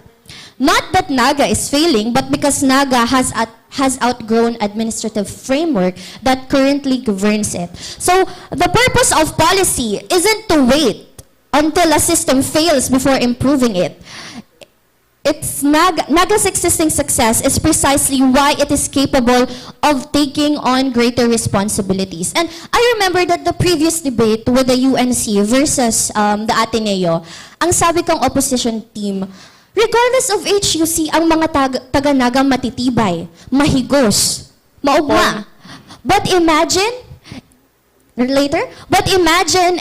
the people here in our city receives the kind of Prime Minister, but Naga becoming an HUC doesn't mean Naga stops trading with Camarines Sur and other municipalities around it. It says that Naga stops coordinating disaster response, Naga stops receiving agricultural product. Instead, we are separating administrative authority, not severing regional relationships. Kasi if you really think about it, as of now, we are doing really well as an individual city with the amount of opportunities that we give from the people. And earlier mentioned by the opposition, madaming tao ang pumupunta ng Naga kasi andito ang oportunidad, andito ang trabaho, at andito din yung mga ating educational institutions that actually help our students become better. Now in that case, I'd like to present another one. Sabi pa dito, they mentioned that Naga might lose provincial support. Naga doesn't need to be administratively subordinate to Camarines Sur in order to cooperate with Camarines Sur. For example, a city can independently manage its local government while participating in regional planning, disaster response, transportation networks, and environmental programs. And I might just add, our government follows a very specific framework. Have you heard of the 8 finish lines of the Naga City government? If you're going later, the next party will be discussing about the 8 finish line. And I really want you to look at the potential of that framework and how unique it is compared to other HUCs or the cities that has been admitted to HUC. And lastly, I'd just like to say that the government's vision is not business first and people later. It is development that creates opportunity for people. And that is why the opposition's argument that HUC will only benefit businesses is a false choice. Now let's take their strongest argument. It says here that Naga can already develop without HUC. As I mentioned kanina, Naga can develop without HUC, but opposition thinks that concessions ends the debate. It doesn't, because their arguments commits a very basic logical mistake. Possible does not mean preferable. Naga can develop under its current structure, but it does not mean that greater administrative and fiscal capacity would provide no additional value. For example, a student, sarong estudyante, pwede siyang mapasa sa sarong examination without a calculator. Pero dahil ibig sabihin ka to, na mayo ng value si tool na ginagamit niya. And that's how I can associate our city with the current HUC standard. May tool kita para pagayonon to make our city better, and dahil ita siya gagamiton. And what else? Okay. So Naga will continue to grow, its population will change continuously. Diba lagi nasasabi na, Last 1 minute. at pag nag-HUC kita, mamahal ang bakalon, dahol ang mga tao. But regardless of the HUC, pero may man nagmamahal ang bakalon, pero may man nagdadahol tao, pero may naglalaog digdi sa city ta. And it's inevitable. It's something na daita mababago or daita malalabanan. What we can do is cope with the change and make sure that we will be able to provide the kind of needs na kang mga taong naglalaog digdi sa Naga. And that's all for now. And I wanted to end this speech with the saying that maugma ang Naga, matibay ang Nagaños, but let's reach for something higher. And abuton ta kung ano pang kaya tang abuton with the tool that's available to us. That's all. Thank you. Okay. Opposition for Deputy Prime Minister. Hello everyone, my name is Jordan Bon, Deputy Leader of Opposition, Bicol State College of Applied Sciences and Technology, BSED English 1A. Hi sa mga kaklase ko. Anyways, 4 points of information I will request by 5 minutes and 45 seconds if there's any. I'll give you time. Anyways, starting my speech in 3, 2, 1. First, responses to government's argument.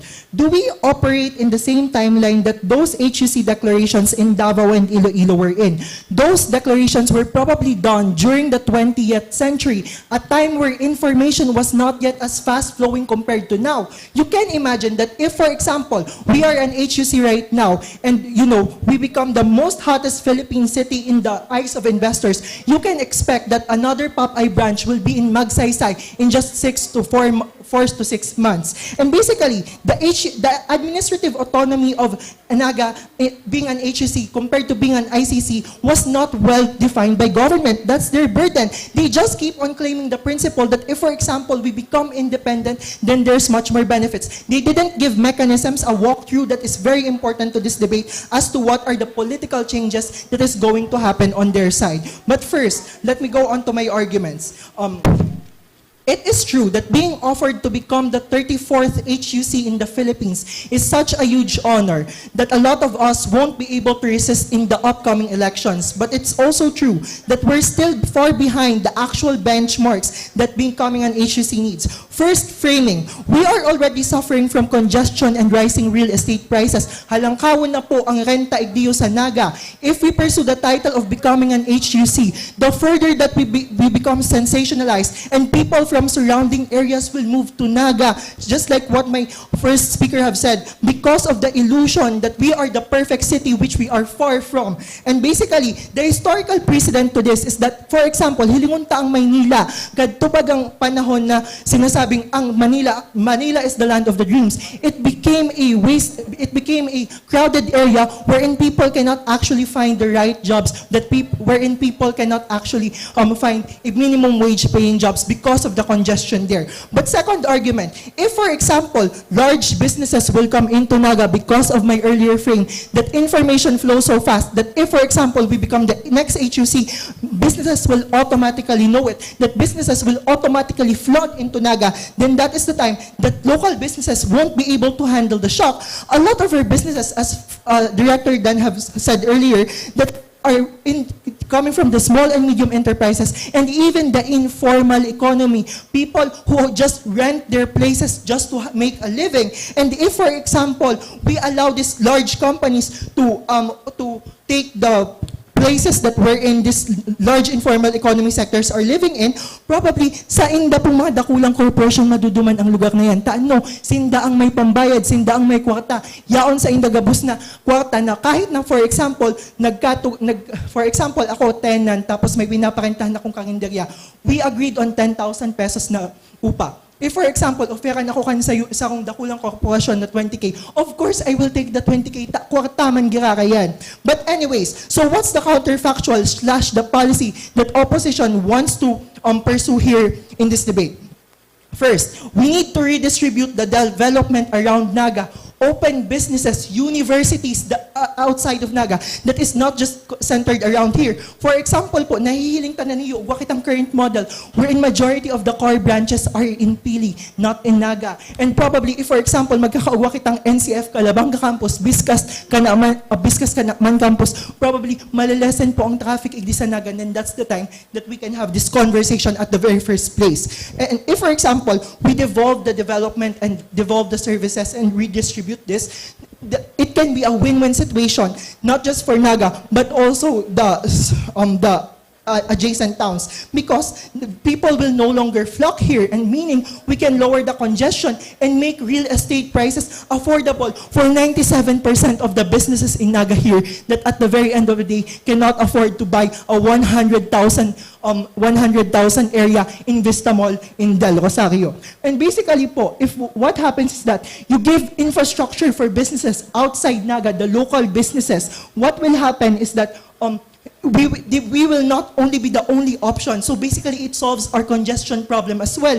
What will happen is that if, for example, magkaugwang mga SM sa halimbawa sa Calabanga-Baga or LCC, padakulaon sa LCC sa Naga, then that ay sa Calabanga, then that is the time na si mga tao po sa Calabanga dain na maigdi sa Naga para magbakal kang mga kaipuhan na inda, dain na maigdi sa Naga para mag-enroll, tayaw na po duman sa inda. And why is that good? Because we lessen the congestion here in Naga. Second issue to be resolved on our side and in our counter policy mechanism, about investments and etc. Well, they are not talking about the local development, local industries here in Naga. So what happens po is that we should focus on developing local industries instead, because they are the type of businesses that will stay here in Naga and the ones that can uplift the fellow industries as well. Because for example, ang BIGS, ang headquarters po, baga kayo nga ulit di sa Naga, igdisinda nagpuon. Disindaman po si maangat kang mga industriya igdi sa Naga. Ta kung halimbawa po force ta si mga big industries na mag-igdi na ang headquarters yan sa Makati, pag naghali po yan, maaman kitang makukuagiraray at the very end of the day. And if for example, we can only tax about 2.25% of the businesses here in the locality, no matter how big they are. So, no, we should prioritize the businesses on our local scenes that can exponentially grow our local industry to the national level. So we solve their problem at the very first place. But first, are there any point? 3, 2, 1.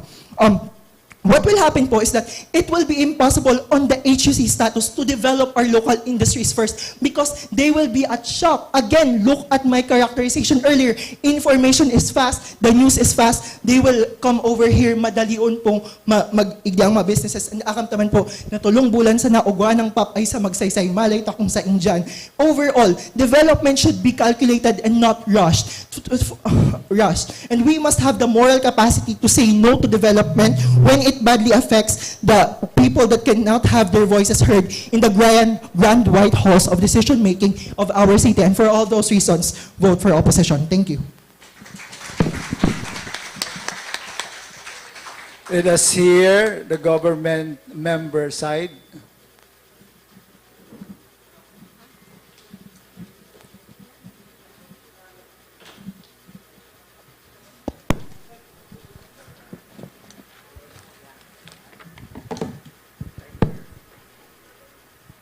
So, good afternoon everyone. I am Georges Piachavarria, a third-year student leader from Naga College, from College of Accountancy and Finance of Naga College Foundation. Isang mapagpalayang araw po sa ating lahat. So, my speech will start in 3, 2, 1. So, let me begin with the opposition's biggest concern. Paano kung hindi kakayanin ng Naga? Sinasabi nila na limitado ang mga resources ng Naga, limitado ang capacity ng lupa, limitado ang mga bagay na meron ng Naga. Hindi namin ito dinedenay, okay? Totoo ang mga problemang ito, pero mali ang conclusion nila. Resource scarcity is not an argument against greater autonomy. It is an argument for better resource management. Okay? Kung limitado ang tubig, kung limitado ang lupa, kailangan ng conservation. Rainwater harvesting, leakage reduction, watershed protection. Kung mahal ang kuryente, kailangan natin ng energy efficiency at sustainable na energy planning. Hindi limitado kung limitado ang lupa, kailangan natin ng responsible zoning and protection ng environmentally sensitive areas. At higit pa rito, ang HUC status ay nagbibigay sa Naga ng mas malakas na posisyon sa mga problemang hindi naman tumitigil sa city borders. Sa flooding, hindi sapat ang drainage ng Naga kung ang tubig at watershed systems ay konektado sa mga karatig munisipalidad. Kaya kailangan natin gawin ay mas malakas na intermunicipal coordination. Ang Naga ay hindi nakahiwalay o nakalutang na pulo. Bahagi ito ng mas malawak na regional network ng negosyo, transportasyon, resources at serbisyo. Ang HUC status, therefore, gives Naga stronger voice, not to isolate itself, but to negotiate and coordinate as an equal partner of surrounding LGUs. Dahil ang mas malaking autonomy ay hindi nangangahulugang mas kaunti ang cooperation. Nangangahulugan ito na mas malakas ang Naga sa pakikipagtulungan sa iba. Now, let's address yung historical argument nila. Sinabi ng oposisyon na yung other HUCs na nag-transition noon is nakaharap ng mga bagay na kinakaharap natin tulad ng baha, traffic, and so on and so forth. Kailangan nilang patunayan na HUC mismo ang sanhi ng problema, na mas maliit sana ang problema kung hindi naging HUC ang lungsod at mararanasin din iyon ng Naga sa parehong paraan. Dahil kung hindi, they are merely confusing correlation with causation. Ang HUC ay hindi magic solution, sinabi na yun ng Prime. Isa itong governance tool. At ang tool ay hindi gumagawa ng desisyon. Ang tao at pamahalaan ang gumagamit nito. And that brings me to the most important extension na baka banggitin nila. Baka sabihin nila mas malaki ang control ng ilang tao, mas konti ang accountability. Sasabihin ng oposisyon na mas malaking autonomy means malaking risk ng abuse na magagawa ng mga burokrata kapitalista, mga abusadong Panginoong komprador, mga abusadong Panginoong may lupa, mga kurawat na politiko, o kung sino pa mang Poncio Pilato. Pero baliktarin natin ang tanong, kung mas malaki ang kapangyarihan ng lokal na pamahalaan, hindi ba't mas malinaw kung sino ang dapat nating panagutin?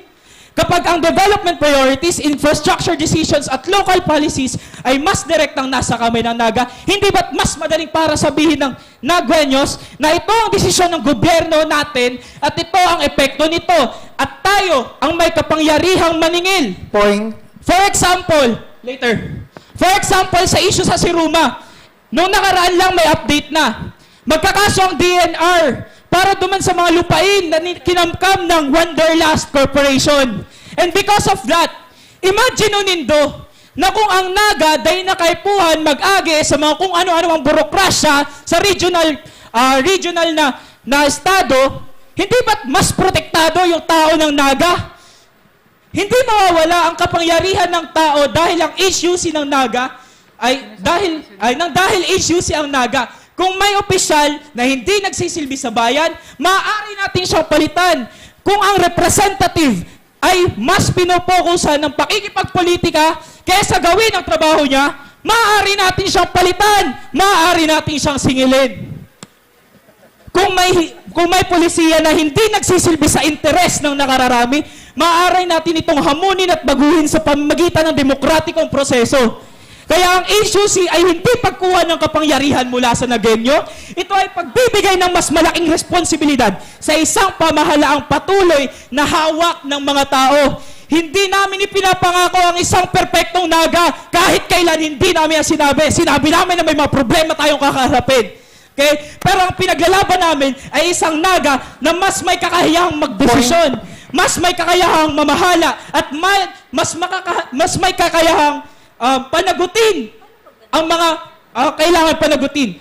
Isang Naga na mas proteksyonan at magbibigay ng interes para sa mga manggagawa, magsasaka at maliliit na negosyante at araw-araw na Nagueño. Isang Naga na nasusustentuhan at susuportahan pinansyal, piskal o kahit ano paman ang sektor ng agrikultura sa krisis sa presyo ng pataba at bagsak na presyo ng palay. Natitindig kasama ng mga manggagawa sa pagtuldok sa kontraktualisasyon, di nakabubuhay na sahod at pagtaas at hindi patas na trato. Natitindig para sa pantay na karapatan ng kababaihan at LGBTQIA community para sa mas epektibo at mas komprehensibong pagsagot ng kanilang problema. sa pagtatanggol ng mga ancestral domains ng mga IPs at ipaglaban ang patas na oportunidad sa edukasyon at pantay na pagtingin sa kanila sa baba ng bundok. Na hindi maglilingkod para lamang sa establishmentong nasa likod niya, kundi para sa taong nagdadala ng tunay na kapangyarihan sa opisina. Last Dahil sa 1 huli, minute. ang pinakamalaking kapangyarihan ng Naga ay hindi nasa mayor, hindi nasa representative, hindi nasa city hall, hindi nasa HUC status, nasa Nagueño. At ang pagbabago ay hindi nagtatapos sa transisyon o kapag tayo ay naging HUC na. Ang HUC status ay magbibigay sa tao ng mas higit na kakayanang pinansyal, piskal at administratibo upang punan ng pangangailangan niya. The biggest dystopia o pinakapangit na senaryo na mabibigay ng oposisyon ay kapag pumalpak ang transisyon na sinabi na nila. Pero ang para sa amin, ang pinakamalaking dystopia na maaaring mangyari sa Naga ay kapag tumingin tayo 5, 10 years, 20 years from now, napalpak pa rin ang Naga pagdating sa flood, and may isip natin na sana nag-transition na lang tayo. The government rests. Thank you. Now, let us listen to the government whip. Hindi pa. Member of the opposition. I'm sorry.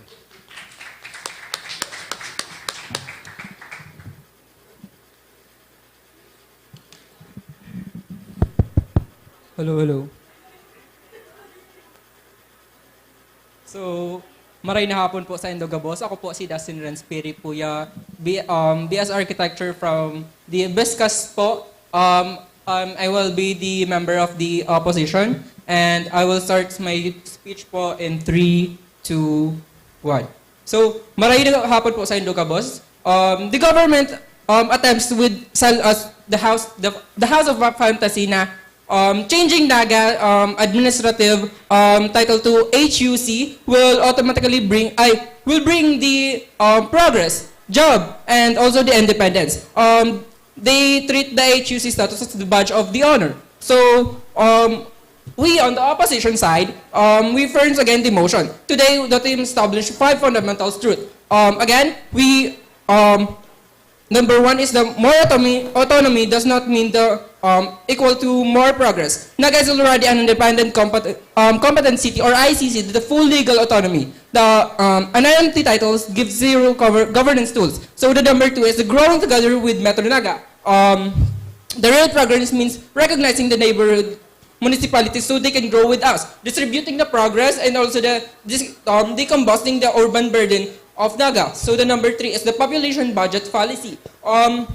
Relying on the population-based national funding or the NTA is a trap for ignoring the Naga's people, the small land areas, and shifting the heavy cost for the local taxpayers. And number 4, uncertainty for the investors and small businesses. HUC convention, tax instability that scares off the major investors while squeezing our local enterprises. And lastly, it worsens the social services and urban exhaustion.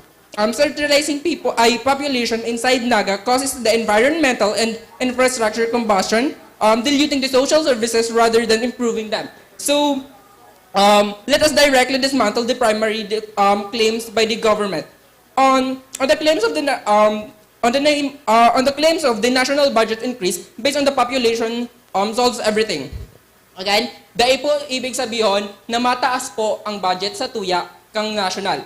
Again, let us discuss. The government argues that becoming an HUC guarantees a massive budget increase because of the national allocation considering the population. But under the national tax allotment formula or the RA 7160, 25% of the criteria is strictly based on the land area.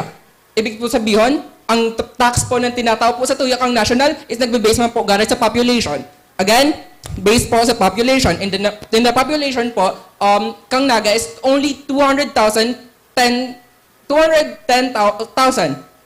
plus. And also the Naga has a compact land area of 84 kilometers squared. And meaning the total shared will be capped. whereas an HUC, Naga must assume massive national mandates, like full territory, healthcare, and massive infrastructures, without the provincial support. When the national funding falls short, the local tax have a bridge to gap that through higher local taxes. So, ibig po sabihin, pag nagkulang po ang budget sa tuya ng national, ang mangyayari po is mataas po ang tax for the locals. Ini po based po sa Republic Act number 760, the Local Government Code of 1991, Section 151, scope of the taxing power of the cities. Ini po ibig sabihin na kung saan nagtatao po ng desisyon para po sa mga local na government na kung saan po nagtatao po sa tuya ng nagtatao po sa inda ng kapangyarihan na pwede pong magpataas ng mga taxes sa tuyang mga nagtatao po ng kapangyarihan sa inda na magpataas po ng taxes sa tuyang mga local taxpayers na kung saan ini po daan matao ng support sa tuyang komunidad. And next, the autonomy and glorifying the Naga City. The government equates autonomy with progress. Bako man po, the Naga already is independent component city or ICC. Our ordinance requires a provincial review. I know provincial review, and the government has zero veto power over our city council. Glorifying Naga's name with HUC does not lower the market price. Does not lower the prices market prices. It does not clean the Naga River and does not create a real welfare.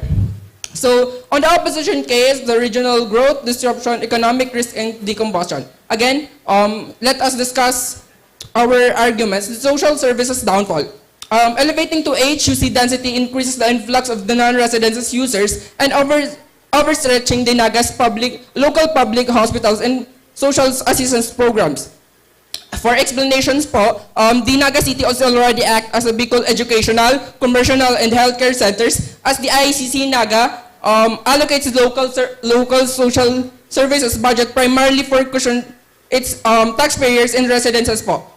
The accelerated commercialization under the HUC status draws a massive transient worker population, informal settlers, and other residential services seekers.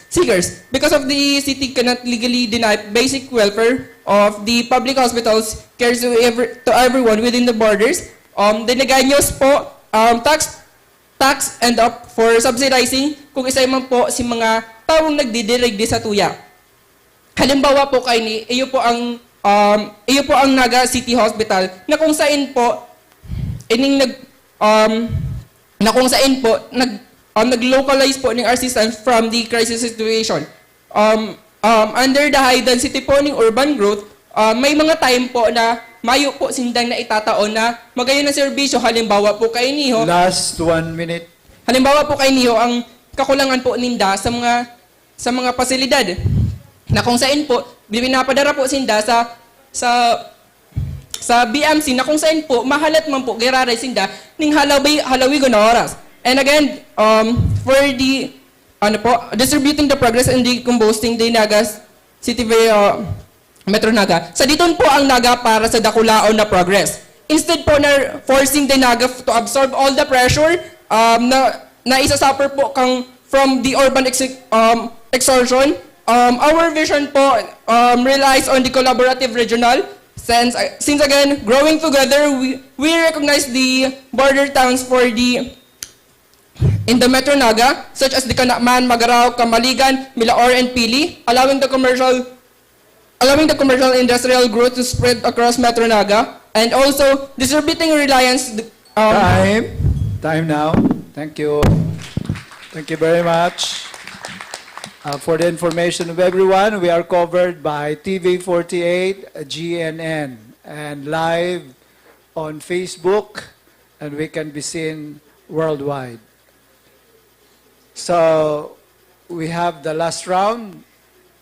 Let me call on the government whip.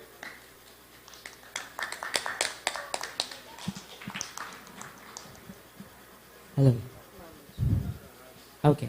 So, hello everyone, mabuhay. Good afternoon to my opponent, to my co-debater.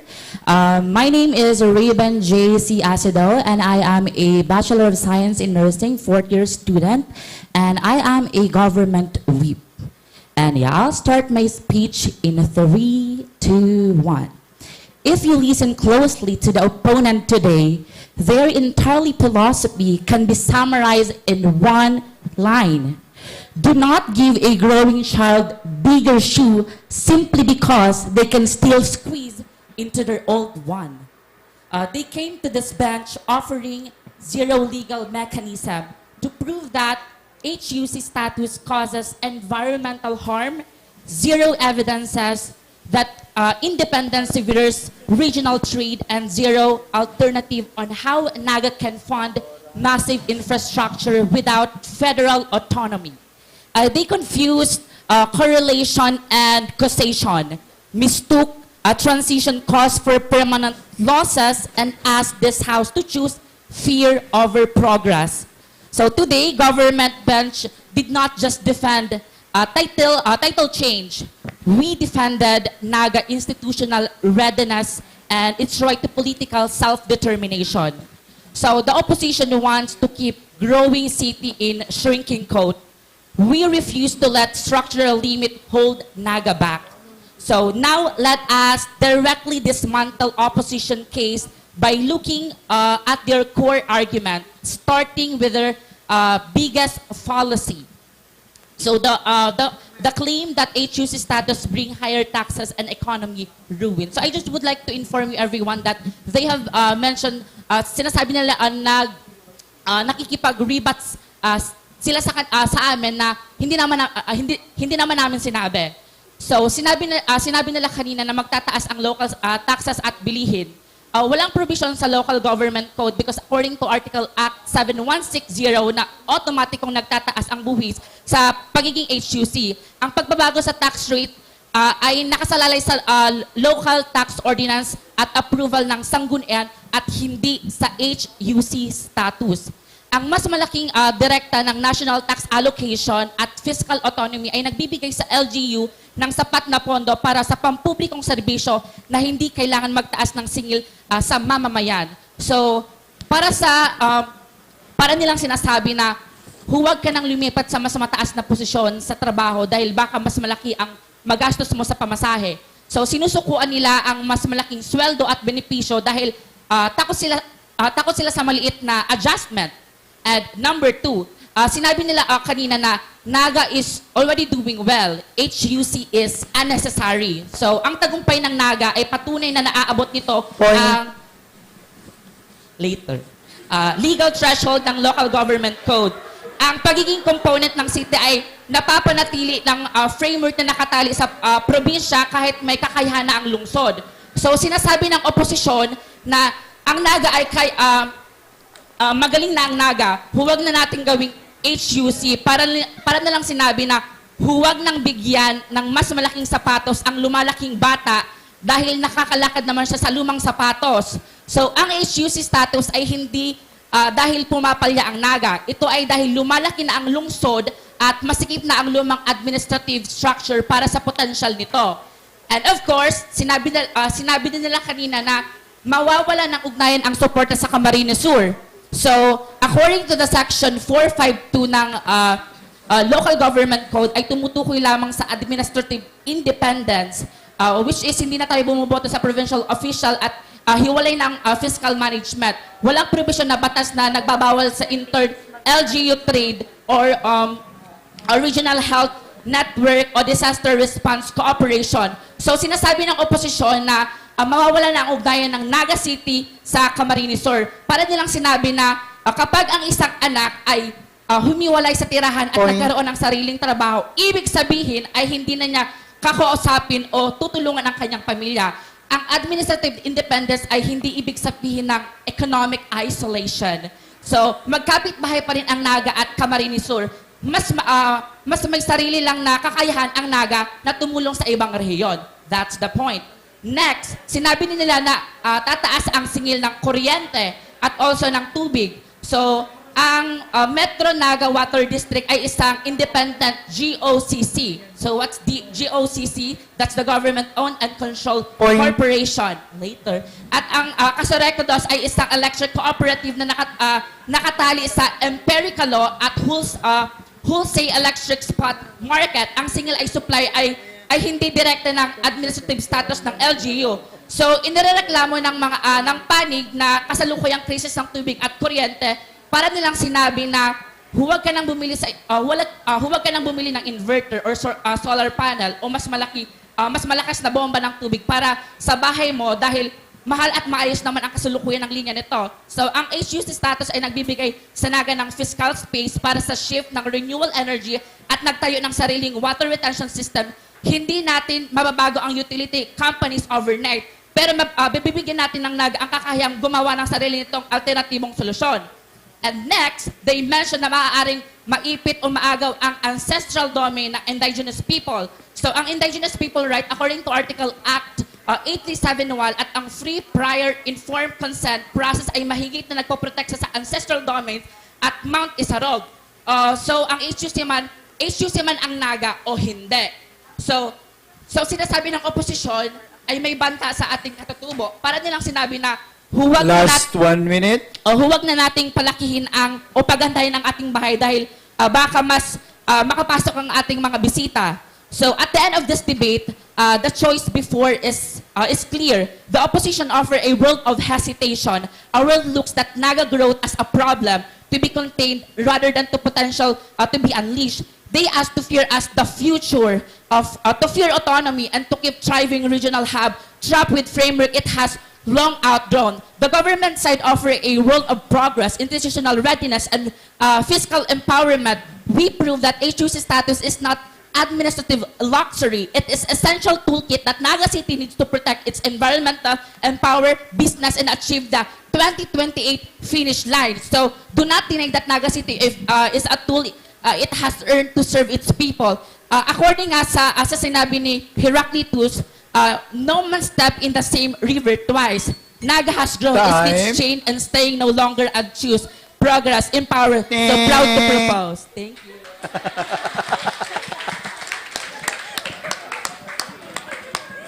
Very good. Next, we'll listen to the opposition whip.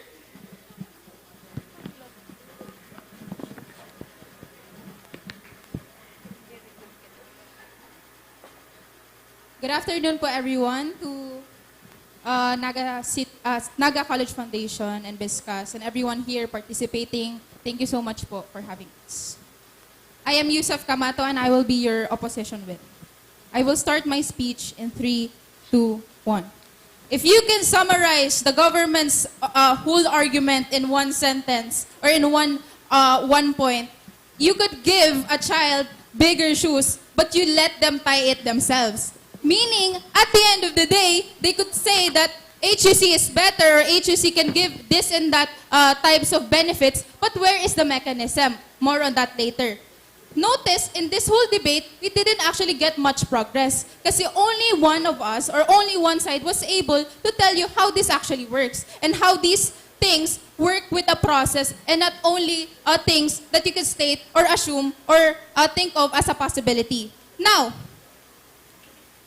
what government said is basically, Naga needs their own autonomy and that local problems need local solutions to determine where resources go and how the city responds to challenges. And they claim that admin independence does not mean isolation and stated that HUC status gives Naga greater capacity and responsibility. If autonomy is the root of their main argument, they already lose. This is why the leader of opposition or opposition in general tells us that Naga is not only Naga. Naga is part of Metro Naga and it is not an island. And the deputy leader of opposition further explained this by saying HUC status removes Naga's voting power for the 3rd congressional district and telling us that instead of actually benefiting both Nagaños and the people outside of Naga who actually work here, we only benefit a part of this population. Now, Government claims that autonomy allows Naga to plan better or to have this great idea of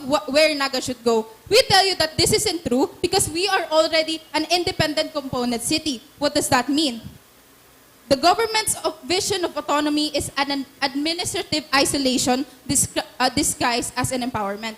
By severing Naga from its surrounding municipalities politically, you destabilize the Metro Naga framework. Government offers no mechanism at all showing how HUC status maintains regional synergy when you disenfranchise this the non-Nagueños to sustain the city from day to day. Now, when we talk about the economical side of this all, yes, we truly get that on the government side, you fully get this possibility that you get increase of fundings and increase of this stability. But we tell you that this isn't actually great enough of a benefit that it is worth of the risk that Nagueños will actually get.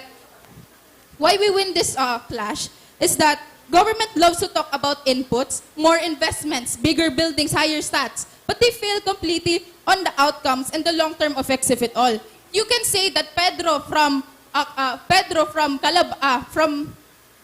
Calawag could get a job today, but you cannot automatically say that this job is stable enough for him to sustain his lifestyle that automatically improves because Naga is already an HUC. Ang magiging niya pong pananggad na sweldo is provincial rate pananggad. Tapos marayaman pa and mauruswag pa mga businesses sa to. Tapos dito na able ma-achieve yung pag-spend in the day-to-day. Now, about social services, the government stated that Naga needs HUC status to build hospitals or improve the already existing services. Now, we tell you that more jobs do not automatically equal a better quality of life, and overcrowding is actually the main disadvantage of this. Government's approach to social services is reactive and presumptuous. They assume that flooding the city with rapid urbanization and rapid solutions is the key to it all. And they then trying to build bigger roads assume this fact that this isn't really good governance. We tell you that this is just putting a bandage over another. Now, everyone here, they cannot show you, we notice that the government cannot show you a single line of law or economic mechanism proving that an HUC status actually guarantees cheaper housing, better roads, higher wages, and actual great opportunities for Nagueños. All it guarantees is increased burden, lost political representation in the 3rd district, and higher cost of living at the end of the day. We do not need to push Nagueños into an illusion to progress. We choose sustainable, collaborative, and inclusive growth for all these reasons.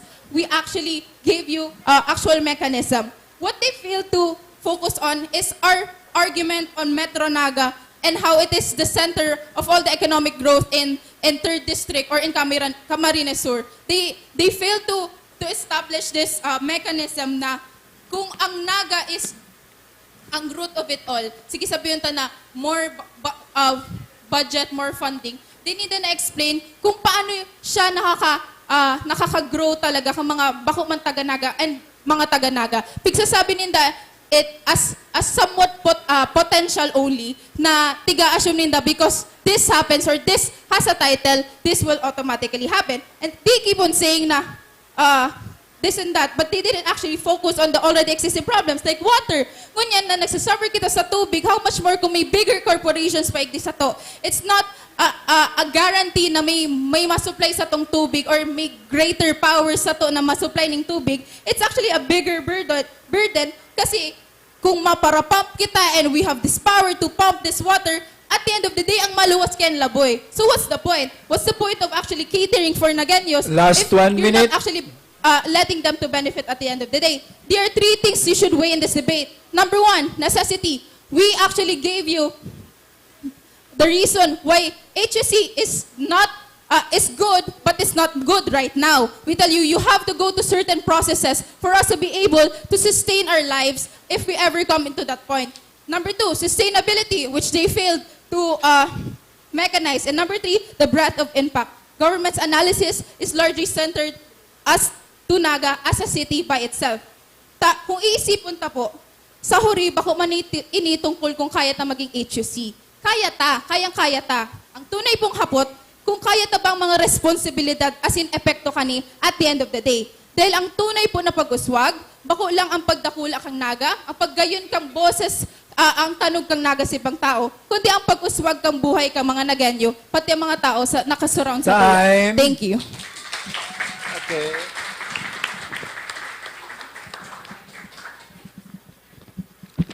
Thank you very much, our debaters. Palakpakan naman po natin ang debaters from the Bicol State College of Applied Sciences and Technology and from the Naga College Foundation Incorporated po. Bigyan po natin sila ng masigabong palakpakan. Tayo muna po kayo, everyone. Maraming salamat po at napakainit ng inyong mga argumento ngayong araw na to. Ano po? Ayan, before we proceed to the question and answer portion, ayan po, may request everyone po na for the photo op. Sir Dan?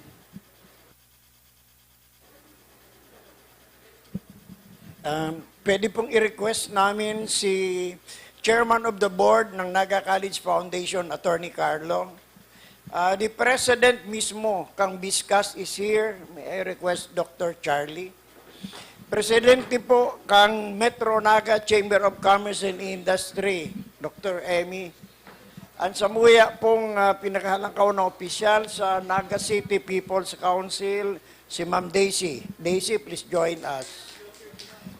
Nahiling ko po sa bago nagdadangog, nag-attender, ang haloy na Vice Mayor kang Naga City.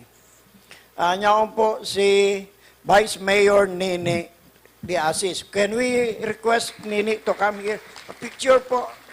Dahil po kami maparitrato pag dahil kami pig-ibanan ni Vice Mayor Nini.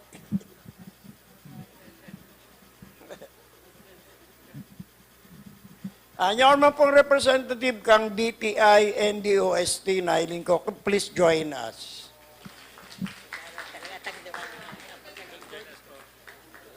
Hindi ka sa tahaw.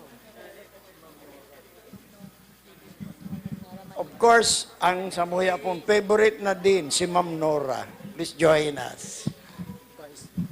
And may we request din po si Dean Moncito po and Dean Ana, if you're still here po, to join us for the photo opportunity. Dean, Mamatet.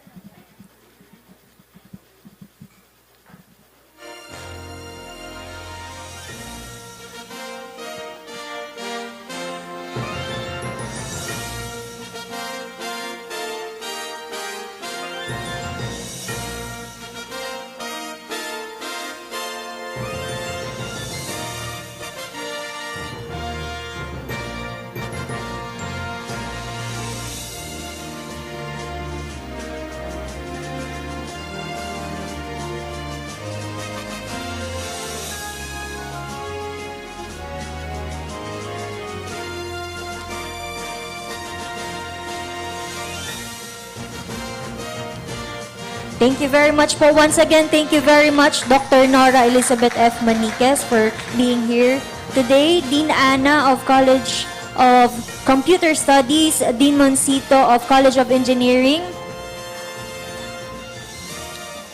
former Vice Mayor Nene De Asis, thank you very much po and marahay na hapon, former Vice Mayor Nene De Asis po. Representative from DOST, representative from DTI, and ang satuyang mga tig-imbitaran ng mga representative po from sectors and barangay officials po, maraming salamat po sa inyong lahat.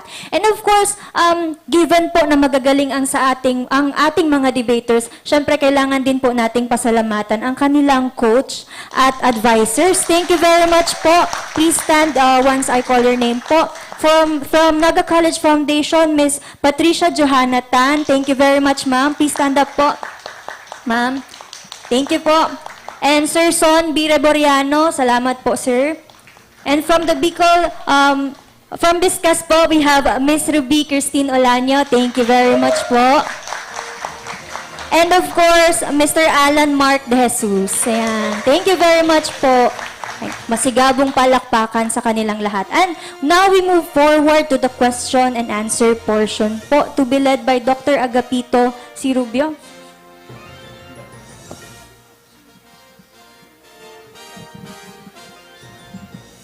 Sige. Before we move to the Q&A, let me have a short synthesis of what has transpired. All of us have heard our debaters this afternoon. All of them were so fired by their imagination, or that's really the ideals you are standing for. You know, very good. So, at the beginning, I was telling at the beginning that the purpose of the debate is not to win. But I heard every time there is a pause, somebody would say, point. Sino ba yon? Sino yon? Sa inyo dyan? Ha? Ikaw yon? Oh. It should be the judges, Rana. There were no judges. We were expecting here that the judges are these people here. No, sila dapat nagsabing, point! But anyway, very good, you know. Probably that was your strategy to rattle the,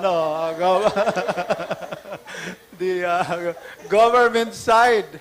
But, you know, if I were to decide, if I were the judge, I would already make my own decision. Who wins? You know? Kaya lang, pag magsabi ako, may magalit sa akin. No? So, well taken. I think you have presented your point well. And so with the opposition, you have presented several issues, not only on economic, political, social, including those which are not really part of Naga. You were relating the spillover of Naga if ever we decide to vote for Naga as highly urbanized city, and equally, there will also be effect if we don't. No? So that was very revealing in your rebuttal. Okay? Now, I hope that our listeners, our audience, have their own way of making intelligent decision. That was our main objective here. Do not blame if somebody was stuttering in the debate. Those who did not completely deliver their speech because of time limits, or probably because they were rattled because somebody will say, point. No? Well, that's a strategy, but I have to tell you, there were no points tally during the delivery of your ideas. So with that, all of you, all of us are winners this afternoon. I hope you are all enlightened by their ideas, okay? So, with that, let me check if all of you have really pondered well and understood. At least, not probably all, but there are some contentious ideas that both of our discussants were revealing this afternoon. So, let's proceed to the Q&A. So, if there are any one of you who would like to ask questions from any sector you are representing, you are welcome. Please raise your hand so we can entertain your question. You can address your question to the government or to the opposition. If not, if they cannot answer, I will ask Sir Dan to make the decision. Or anyone here who knows the closest answer to the question. Please. Trish, can you help me identify those who would like to ask the question?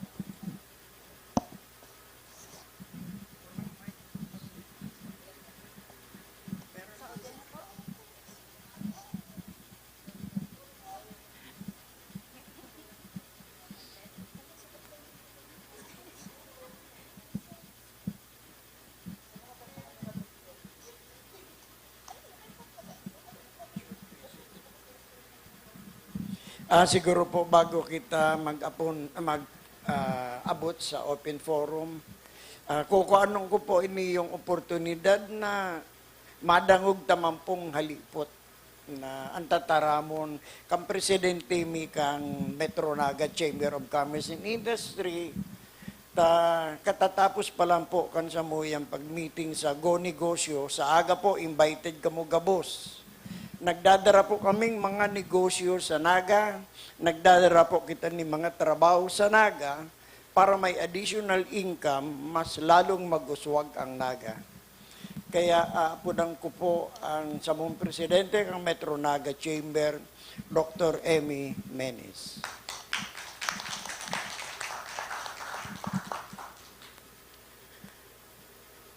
Okay, so good afternoon everyone.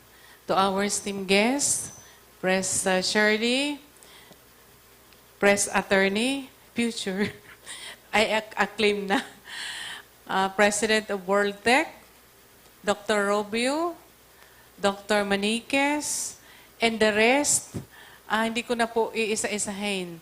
First of all, I would like to ask an apology. My apology, my dear audience, because me and Karen was late. This is my third event. I'm tired, but I'm here, still I'm here. Just to see you and be with you. This very important event is sponsored by NCF, Naga College Foundation, and of course, the two schools. Yan, debating team ngayong araw. Anong dalawang school natin is Biscas and Naga College. NCF Foundation. For me, paghuron. Sige kong isip, Sir Dan, what do you mean by paghuron? Paghurup-hurup? Is that pag-urulay-ulay? Second, paghuron. The first batch ng advocacy public debates between UNC and Ateneo. Grabe po, mas mainit ang laban. Pero pagdating ko, pagbungad ko pa lang sabi ko, mas mainit ang laban na ito. Mas grabe, no? So gusto sabihin, our student is not just a student. They are aware of what's happening in the community. And it must be, you must be aware kung ano po ang nangyayari sa kapaligiran. And you must be involved, you must be involved in doing and making decisions every now and then. So, kanina, very powerful. We have, I think, Karen, mga 400 students from 5 universities, Naga College, UNC, Biscas, UNC, USI, are joined together in one event, Negosem. So magagaling din yung mga speakers doon kanina. And after that, I have 1 hour's speaking engagement sa Capitol, kaya po na-late ako. At any rate, I'm so proud with this group of debaters. Congratulations po sa inyo. Palakpakan naman po ang sa mga debaters. So ito, paghurup for me is a kind of activity na they're not just giving an information, but giving us, help each one of us to think before we make decision. Ano ba talaga ang mas marahay? Maging highly urbanized o hindi na lang? Pero kung akong tatanungin nyo, sabi ni Sir Dan last time yung first debate event, sabi ni Dr. Rubio, may kulay ka na, Pres. May kulay ka na. Di ko agad na-gets ko anong may kulay ka na. Yung pala, during the time that you were given a chance to talk, nagina ako doon sa side ng government. Hindi na ako opposition. Okay. So, tama naman kasi presidente ka ng chamber tapos opposition ka sa administration. Tama ba? Kasi kailangan palaging harmonious ang relationship ng mga organization and the government. Dapat palagi tayong in support. In support in the sense na ang ating namumuo na mayor sa Naga is always guided, I think, by the Holy Spirit, always, every now and then na she is making a decision. So, napirmahan kang sa tong presidente, may proclamation na highly urbanized na kita. May referendum pa kitang gagawin. Ang paghuron is helping the public to make decision later. So with the support of the community, especially the academe, will help us, especially the public, na they don't have any idea about highly urbanized city, advantages and disadvantages of it. So for this, thank you very much everyone for coming, especially the two big schools in Naga for joining us this afternoon. For this, thank you very much po, and mabuhay kita, Gabus. Salamat, President Emmy. I-acknowledge ko man po ang mga sectoral representatives na present kunyan from the Naga City People's Council. Pakitindog po kan mga taga NCPC. Ayan na yung nakatayo. Anyaon man po ang mga representative kang barangay. And uuturong ko po, this is covered live. Kaya ang iba po nagdadalan, live stream, ang iba po sa GNN TV. Being recorded, therefore, sabi po nga ni sa City Hall, nagahagad sinda permi kang recording kani, kasi after the event, they are reviewing everything before they start the massive information campaign. So, yun po ang pigigibutangon yan. Dahil po tapos ang sasabihin ta. Nyaon po mismo ang chairman of the board Naga College Foundation. Alin po nindo ang support. So, upakanta po si Dr. Carlo. Chairman of the board mismo, nyaon. Kairiba na ang mga deans kang Naga College.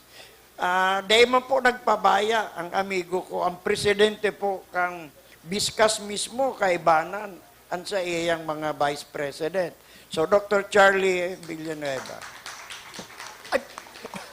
Sinabi niya po kasi ang NCF, alam mo kung ano? Alam mo kung ano ng NCF ngayon? Ang N, New Charlie Foundation. Bago yan na...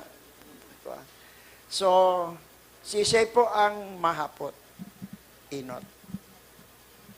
Pagkakataon po nindo yan na ang audience pinahahapot mi sa debaters. Bawal po yan sa British Parliament system. Maski sa Oxford method, bawal. Pero ini po kaya may yung gana.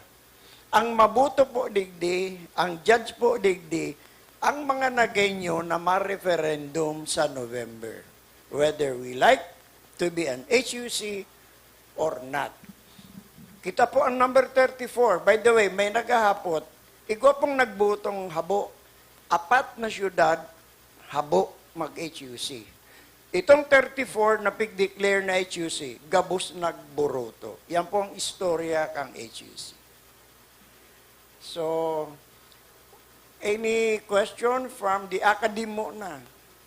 Siguro po apodong ko ang favorite din kang Naga College, si Ma'am Nora.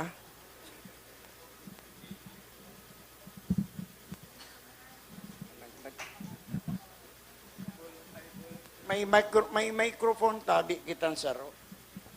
Paki-introduce po para mabisto kang gabo, saka naka-record kita, saka kung saan po pigdedirect ang question. Hello po. Good afternoon, everyone. I'm Dr. Nora Manikis, VPAA of Naga College Foundation. So my question po is addressed to any of the teams or probably to both of you. if Naga City will be a highly urbanized city, will there be a possibility that we will be like Singapore? You know, Singapore is a very small country, but everywhere you go, it is really very highly urbanized. Even in the places of the residents or small communities, you can see the progress. And the airport is very good. It's very modern. No? So if Naga City will be an HUC, do you think there's a possibility that we will be like Singapore? That's a dream. Thank you. Kaunta pong inot pagkakataon ng government. Then next is opposition. Government. So hello everyone, like I mentioned earlier, I'm Zai. I'm the third year college from the College of Arts and Sciences, representing NCF. Well, to be honest, like both the whip and the Prime Minister mentioned earlier, when a city is made to be an HUC or it's implemented as an HUC, tinatawan kita ng oportunidad to use that tool to make our city or our community better. Is there a possibility na pwede siyang maging Singapore? I would say it's possible, or should I say it's not impossible for that to happen. But in our case kasi, like we said, being an HUC doesn't automatically or magically improve a city's state. Hindi siya ganon. We can use it to improve our city, but not entirely overnight pagbabago siya. I think that if we want to convert our city into something like Singapore, it'll still take a long time or a process. But I believe that small progress is still progress. So we are open to that idea, and hopefully it becomes possible in the future. So, someone would like to add? Ano po kasi, to add lang po na there is also a possibility, I think the opposition would agree, na if we let things be, na parang nag-transition tayo into an HUC, tas parang pinabayaan na natin na nag-transition lang talaga, I think most likely, baka pumalpak yung transition. I think that would be what would the opposition would say. Pero I think it would still depend on the masses. Kung paano tayo bilang masa na mag-organisa, na boboses sa mga concerns na dapat talaga ay tutugunan ng gobyerno natin. Kasi in the end, hindi naman po namin sinasabi talaga na may concrete assurance na kapag ka naging HUC tayo is magiging kagaya na tayo ng Singapore. Well, sabi nga is there is a possibility. And there is a good possibility kasi nga yung funding is magiging mas maganda and may administrative feasibility.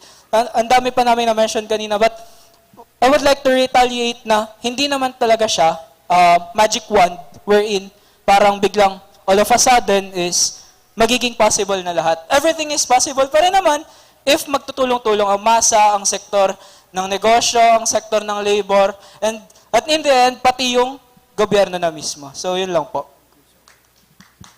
Can we hear the opposition?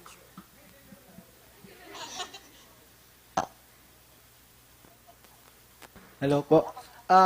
To answer the question, inversely from my attitude earlier, I actually think, or I actually want to see Naga become Singapore. It's like, as a student from Biscast, or as someone who also lives outside of Naga, I actually want to see Naga actually be like Singapore. Because, number one, it's really beautiful, and number two, it feels like a city. It feels like somewhere I actually want to live in. And I think it has the possibility, or Naga has the potential to be Singapore. Because, firstly, Naga was considered to have the requirements met to actually be a highly urbanized city. This means it already has the capacity to actually try to move on to something bigger. And another point is, we've already said, Naga is always urbanizing, or it's always growing. This means that we actually don't know what's the extent or what's the limit of how much Naga can grow. And thirdly, Naga City is the economic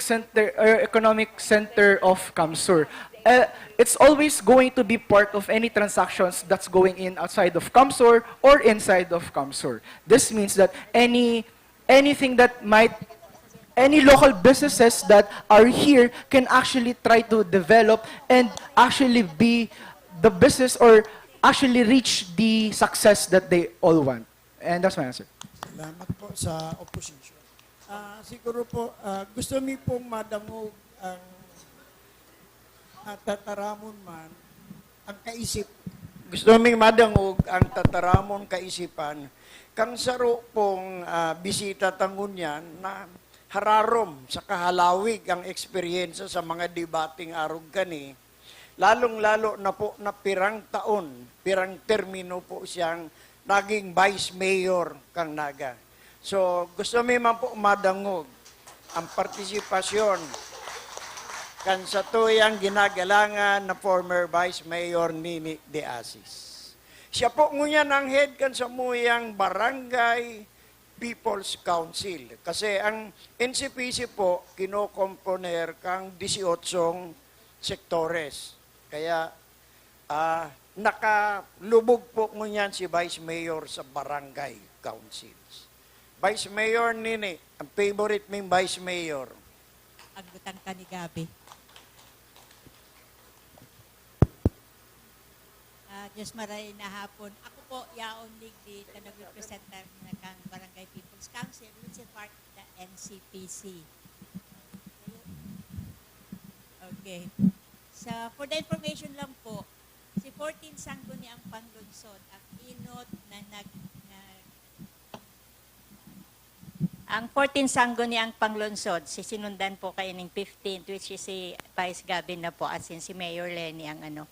Kami po si Inot na naggibo ng paagi, nagpasar o nagpasar as in nagsubmit kang Inot sa na para maging HUC ang City of Naga. First and foremost, habop ming mainutan kang Legazpi. Yan lang po ano ta. Aram ta na mas maray ang Naga kesa sa ibang mga city digdiyo sa syudad sa Camarines Sur. And second, kang dai po ito na ano ta may mga requirements pang kaipuhan. So nagpapasalamat po kami ang 14 Sangguniang Panglunsod, nagpapasalamat sa 15 Sangguniang Panglunsod na nagpush giraray na idagos na maging and with the leadership of Mayor Lenny na idagos giraray ang paghagad ning presidential proclamation na maging HUC. As in, dakulaon pong pasasalamat sa mga esperso. Tigdadangog ko siyempre sa government side ako. Hali ako sa government. Pero I'd like to inform din, tanadangog ko kasubago, garo may point kamong pigrace na dahil kita kabali sa congressional. Kabali po kita, miski maging HUC kita. Tamayo po kitang suway na congressional district. Iyo, bako pa pong distrito ang Naga City, so kabali siya sa 3rd district. Tanadangog ko ni duman sa opposition kasuwago.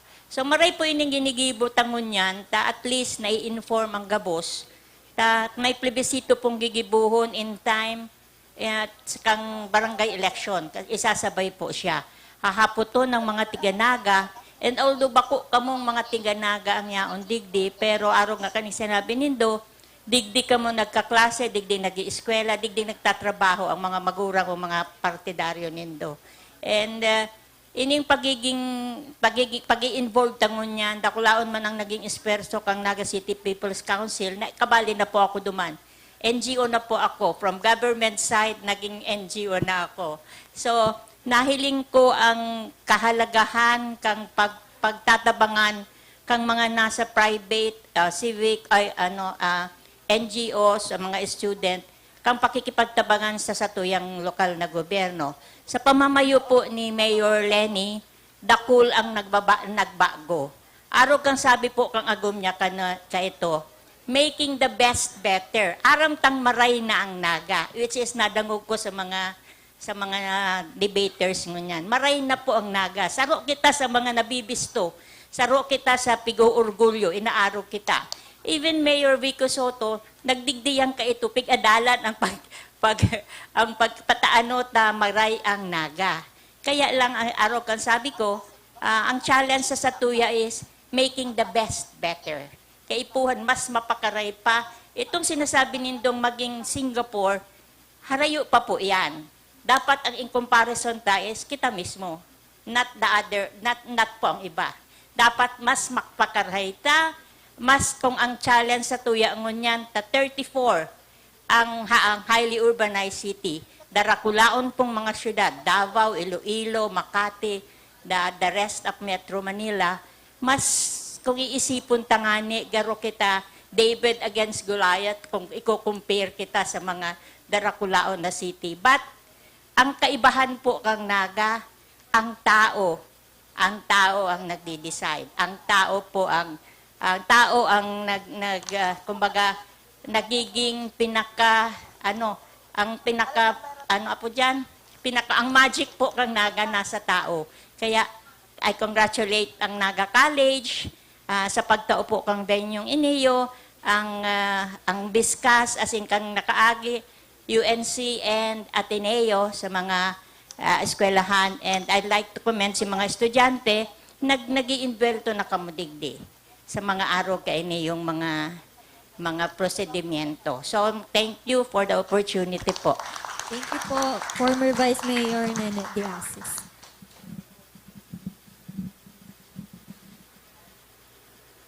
Siguro po, dangugunta ang boses kang sarong parauma.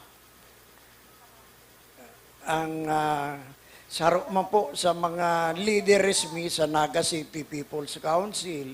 Sa kanailing ko man po sa likod, ang presidente po, ang leader mi man sa mga jóvenes. Siya po nag-organize kan mga barangay youth. Nailing ko, nasa likod man nag-abot si Chan. Kaya apodon ko si Chan, pagkatapos kang parauma, boses kang parauma, boses kang kahobinisan. Ma'am.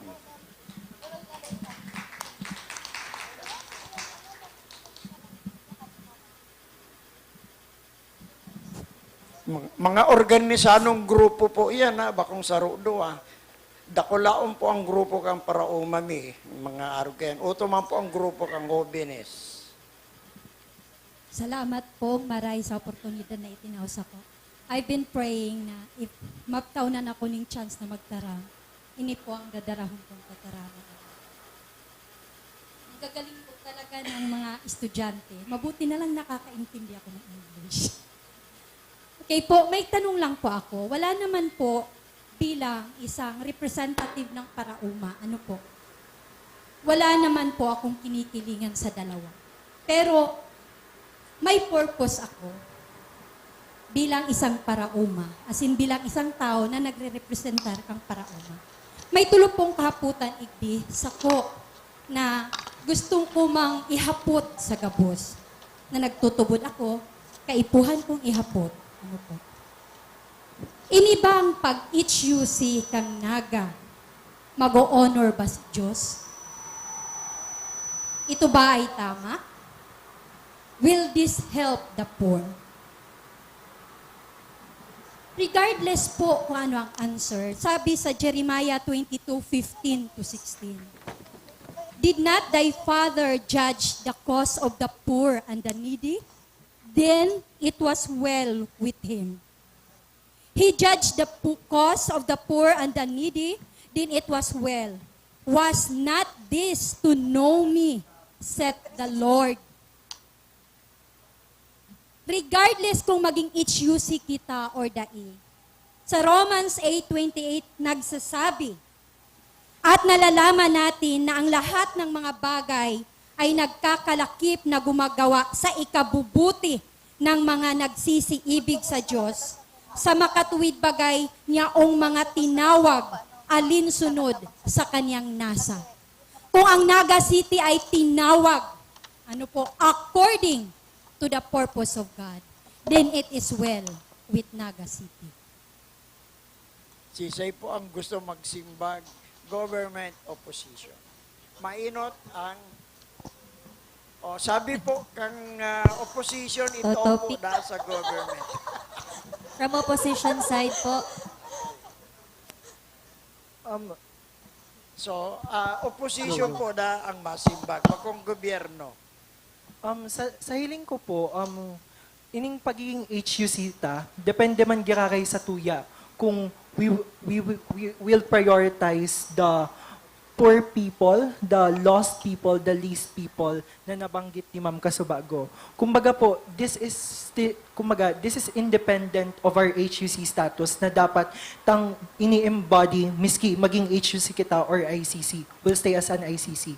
Feeling ko po dapat, if for example, we really want to have a moral compass as a city, dapat ugwa kita ning kakayanan na magsabing dae, duman sa mga bagay na sa hilingtang dae ma-accommodate si mga pobre na magsasaka. Taaramtaman po baga na ang mga korporasyon ngunyan dakulaon ng kwarta na kayang bakalon ang mga dagakan mga parauma. Aram ko po yan ta ang lola ko parauma. Sa Bumbon po kami pati sa Calabanga. So may background man po ako dyan.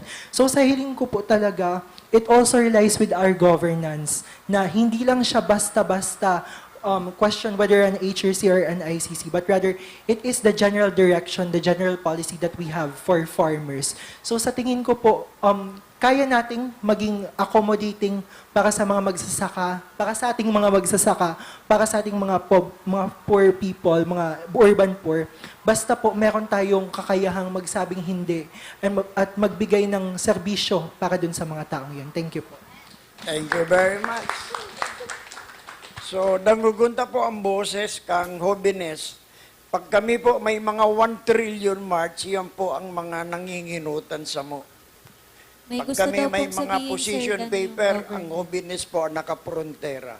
So, Chan, please take the mic. Yan po ang naging chairman din. Nagkaigo kami General Assembly ng People's Council, Digdiman. Siya po yung overall chairman mi.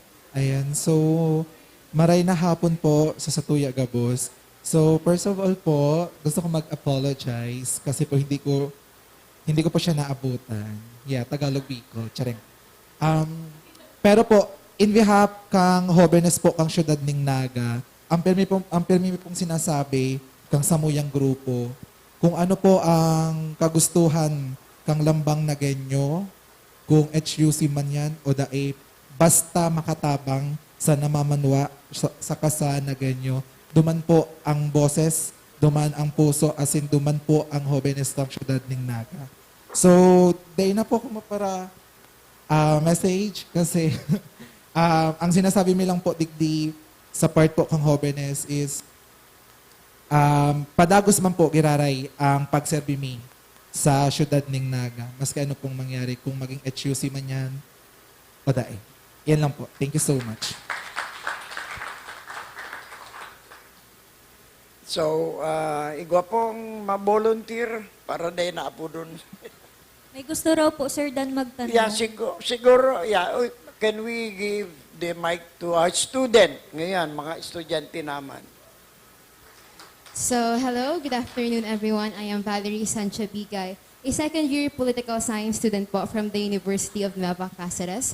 And my question is for both of the teams po. Since among any of us here, you guys are the ones who actually studied and researched for the contemporary issue that we are talking about right now. And so, I would like to ask you, not as a debater, but as a student, as a future professionals of Naga, if I will ask you if being a highly urbanized city will be better for Nagaños, will you stick to the side that you are fighting for right now? I hope each of the team po will have a representative to answer the question. Thank you po. So, masimbag po na ang government, tapos masimbag man ang opposition. O magsimula muna sa government. So, I would like to clarify yung question muna po. So, if in my point of view as a student, if mag-i-stick ba ako sa side ko about this, tama po ba? Ang po kasi, di ba po sa debate, meron nang naka-assign sa inyo kung magiging government care opposition. And so I would like to ask you, not as a debater, but as a student and as a future professionals of Naga, if you think being a highly organized city will be better for the Nagaños po. Thank you po. So, personally, as a student, I would say very much na mag-i-stick ako sa stance namin, which is the affirmative side or the payag, yung payag na position. So, ang reasons ko is first, yun nga, yung sa jobs. okay, mas malaking investment opportunities para sa syudad is convertibly mas maraming trabaho ang magiging equation nito. So, ang question na lang diyan is whether anong klase ng trabaho yung mabibigay nung pagpunta ng mga investors dito. Kasi may problema rin kasi sa trabaho na mabibigay kasi baka doon lang tayo magkaroon ng trabaho doon sa phase ng building ng mga bagay na yun, and baka hindi tayo yung makaupo once na nagtitake in action na yung isang institution or business institution. Now, that is one of the questions that we have to ask yung sector na magiging responsable doon. And at the same time, feeling ko is magiging beneficial bila sa amin na estudyante because yun nga ang assumption namin again is HUC status, better funding, especially kasi mas magiging direkta na yung relasyon natin sa national government. So, it would translate sa better services na mabibigay ng city, better public transportation na baka mabigay din ng syudad, better quality of education na talagang sumasaklaw sa kung ano yung mga kailangan namin. And maybe at some point, mapalawak yung scholarships na nabibigay ng syudad because of better funding. Tapos, at the same time, siguro, as professional kasi, hindi naman ang pinipigilan na paragi pa rin naman tayo nakasandal sa kung anong interest ng masa. And again, palagi kong ipupush bilang estudyante, bilang individual, na kailangan ang tao, ang bayan, mag-organisa sa kung ano ang gusto nilang ipatupad na mga bagay sa lipunan. Kung gusto nila ng mas mataas na sahod, kailangan natin mag-organisa. Kung kailangan nila ng mas mataas na antas ng pamumuhay, kailangan nating mag-organisa. Hindi para kainin ng mayayaman o kung ano man na institusyon na nasa likod ng gobyerno, kundi para mag-demand ng mas patas na pagtrato para sa atin na normal na Pilipino, na normal na Nagenyo, kahit hindi naman talaga ako Nagenyo. So, thank you po. Salamat po. Opposition. Sige po. Sa tingin ko po, if I will stay on my side, if for example, I know that, magkakauga akong mas dakulang career under HUC, feeling ko I will stick under my side again. Even though I know na dakol nagka-clash na values ako because honestly, I want to take public administration, not education, my course. But it's not available in a state university because my family is actually, we're financially challenged right now. And probably one of the things that HUC can offer is that mapadakula ang BISCAS or mapadakula sa iba pang mga scholarship programs sa DIO. Pero feeling ko po kaya, bako man lang economic utility ang dapat ang hinihiling sa mga bagay na maitatao sa tuya. For example po, di ba, may isa kong tinayong building sa mga lupa kan pakauma. Is it okay po ba na dapat yes lang kita duman, miski na aramtang may matutumakan na masadit pang taho kaysa sa tuya. Taaramtaman po baga na ang mga magsasaka, kami po, kada 3 months man lang ang samuyang kwarta. Tapos nakadepende pa sa bagyo. Kung may bagyo o may baha, mawawala na po yan. So sa hiling ko po, we must also look at the other factors aside from us as well. That as a community, we should not just be centric towards our own economic benefit. That we should not look at it on just our perspective alone. Kung, I will answer the question directly without looking outside po. Parang, siyempre, maiyo ako siyempre, kung may dakulang law office na magbukas sa Naga, ma-hire ako. Pero kung halimbawa, yung law office na yan, may natutuma ka na taho, siyempre, dapat I will consider saying no. So, in my opinion po, dapat hindi lang tayo basta-basta nag-yes. Dapat there is always caution. Dapat when it comes to public policy and saying yes to, good offers, too good to be true offers, dapat ugway ang heavy discernment before we take it. Thank you po. Salamat po. May isa pa pong Ikaw pong magtatanong. may mahapot po naman estudyante po. From University of Nueva Cáceres. Good afternoon, everyone. My name is Marilu P. Hernandez, second-year political science student of the University of Nueva Cáceres. My question is, sa kasulukuyang gobyerno ng Pilipinas, base sa gobyerno natin, nagkakaroon tayo ng inflation, characteristics of pagkukulang sa pondo ng taong bayan or pagkukulang sa pondong ibibigay para sa taong bayan. As a debater, I would like to ask each team kung as a government, kung would you take the risk na magkaroon ng highly urbanized city ang Naga, pero sa risk na yon, hindi natin masasabi na merong pera na ilalaan ang gobyerno para sa Naga? And para sa opposition, would you not taking the risk dahil alam natin na ganon ang gobyernong namamahala sa ngayon? So, opposition first before we go to government. Please repeat the question po. For parang brief lang po. So, pinaka-main po. Okay. The government experiencing allocation of budget and each department. And as a opposition, what is your reason why you're not taking the risk to maintain or to have Naga City as highly urbanized city? As we mentioned po earlier, our discussion po revolve on the effect on the kasaraditan. Ibig po sabihin mi is, pag kinuata po ang mga, ang risk po na ini, ang usually po na maaapektuhan is, yun na nga po, si mga nasa laylayan. So, habo may man po kaya na mangyari na, kung isa po ang mayaman ngunyan, isa na po ang mayaman sa surunod na taon, and sa masurunod-sunod pa. We want an equal po na progress, and ang progress po na iniho, gusto mo po planado, pulido, tapos ang gusto mo pong pakapulido ka ini is that gusto mo po na sarabay po and sarabay na kung saan po mayo po ning may mababayaan na kung saan po ang progreso garong padagos man garay po. Again, we are not afraid for progress, but we are against the pagbaya po sa kung saan po ang pagbaya is garong kinakawawa po ang kasaraditan. So, from government, do you have a response from the government?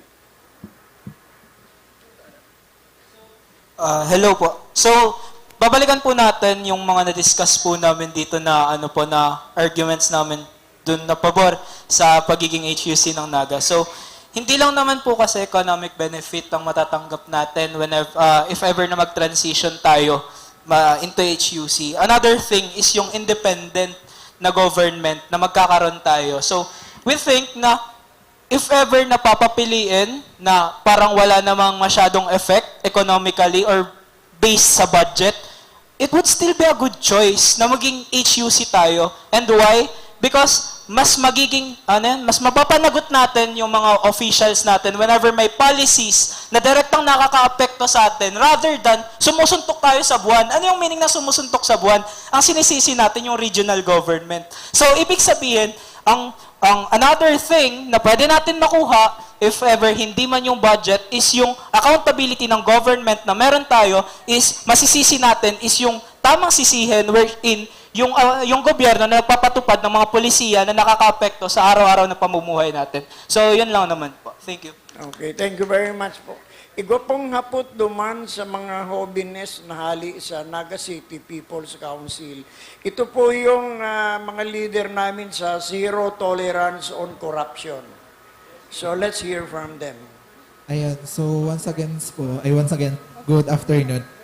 This question po, gusto ko lang i-ano sa government side. Gusto ko lang makuha yung idea or yung dito sa concern ko. Kasi in my fourth year college, meron kaming ginawang parang case study about Naga. And sa nakuha ko na branch of social studies is yung sa urban and human geography. So dito pumasok yung preservation of agricultural land and food security.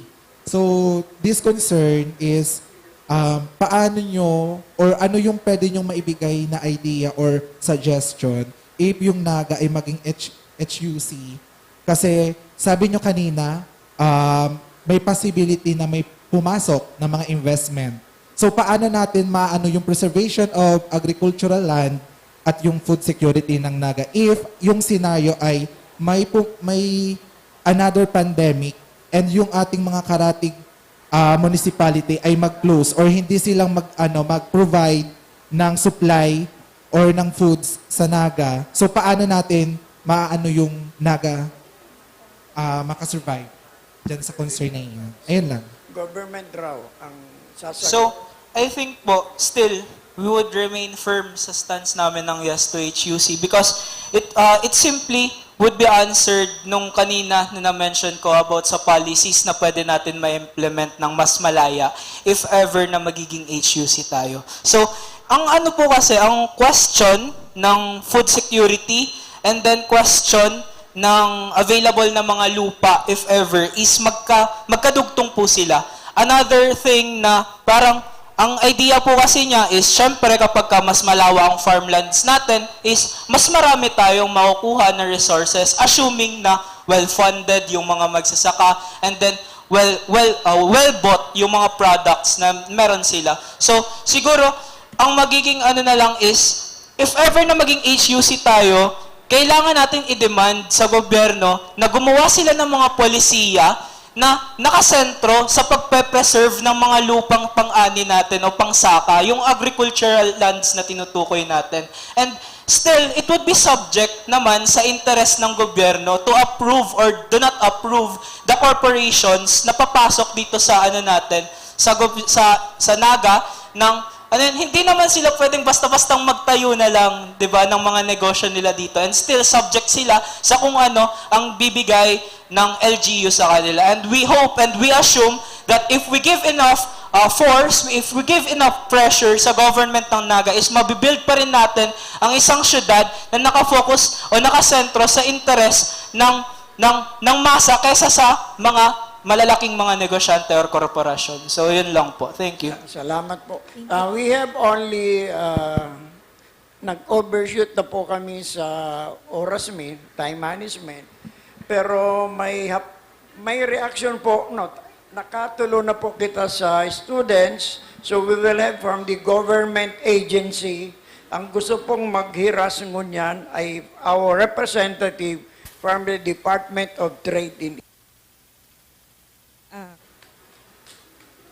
Good afternoon po. Actually po, in fact, Mayor Lenny, nakakalagay di nagtugot si Mayor Lenny kan land conversion kang mga sakaan na igwas Naga. Ano po, parang, if I'm not mistaken, 30% of agricultural, at least igwa dapat. Dahil magbaba duman. Parang iyon to si ano. So, yan po. Naalala ko lang, bako ito from the DTI, kundi iyon talaga ito sinadalan ko based from the interview. Iyon po, ito si pinatala sa statement. Thank you very much po. Ilungon po nindo si reaction niya, gusto magsimbag tulos both opposition and government. So, nainot po ang opposition, then we go to government. Opposition muna.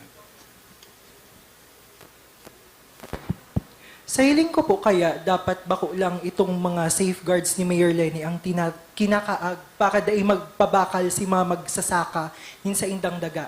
Dapat po, dahil lang kita nagsasabing, okay, dapat dahil ka mo dahil po ka mo pabakal ng daga, pakauma ka mo, farmland po ang sa Indo. One of the problems of farming here in the country po, puon po kadtong napasa si rice tarification law ni Madam Cynthia Villar. Hababaon na po ang bakal ng baga sa muya. Usually po nag-aabot dati po, prior to the rice tarification law, it's supposed to be 19 to 20 pesos per kilo. Pero po ngunyan, nag-aabot na lang 12 hanggang 14 pesos ang kilo. Ngunyan po, dapat ang burden kan local government is to resolve that problem. Taangang taman po baga na ang mga magsasaka, ugwa man yung pinapakaka na mga pamilya. Kung break-even man lang po ang mangyayari sa inda sa mga profit ninda, mapipilitan po talaga yung magpabakal ng farm, miski mayong approval ni Mayor o miski habuan ni Mayor, tama po na po sindang pambuhay. Kami pong mga magsasaka, kada 3 months lang po baga ang samuyang income. So sa hiling ko po, nyarig masolusyonan ang problema ng pagkakaugwang mga farmers na nagpapabakal ng daga para sa mga developers.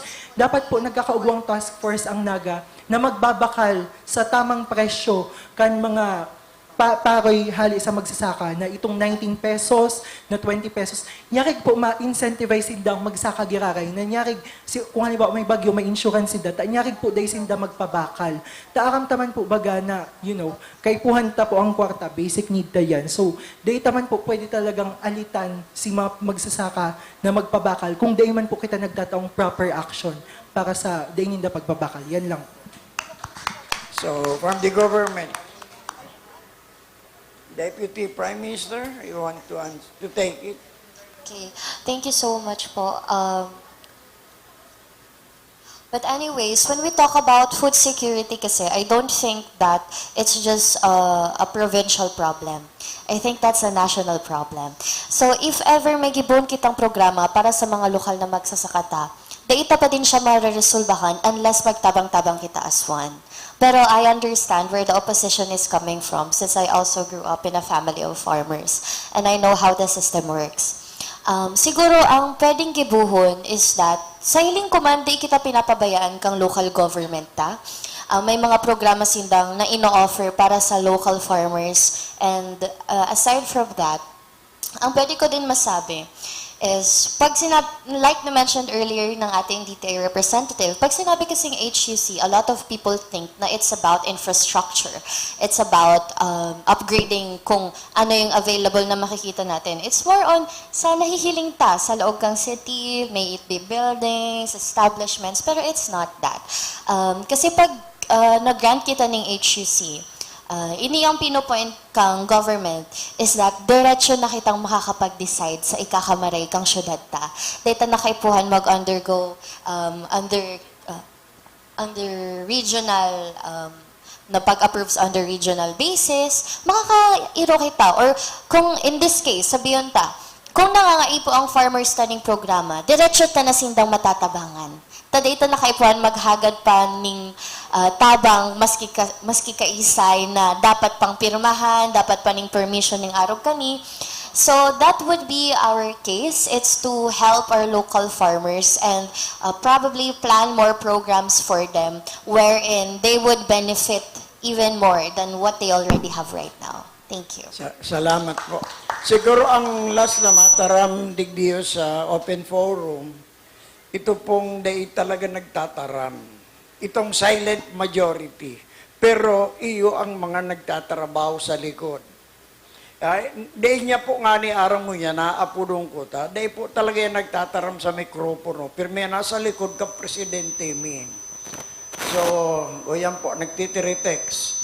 Kaya siguro po ang magre-representar kang silent majority ang nasa likod ni Presidente Amy si Karen. Dahil niya pa po aram na inapod ko na. Yan ang silent majority.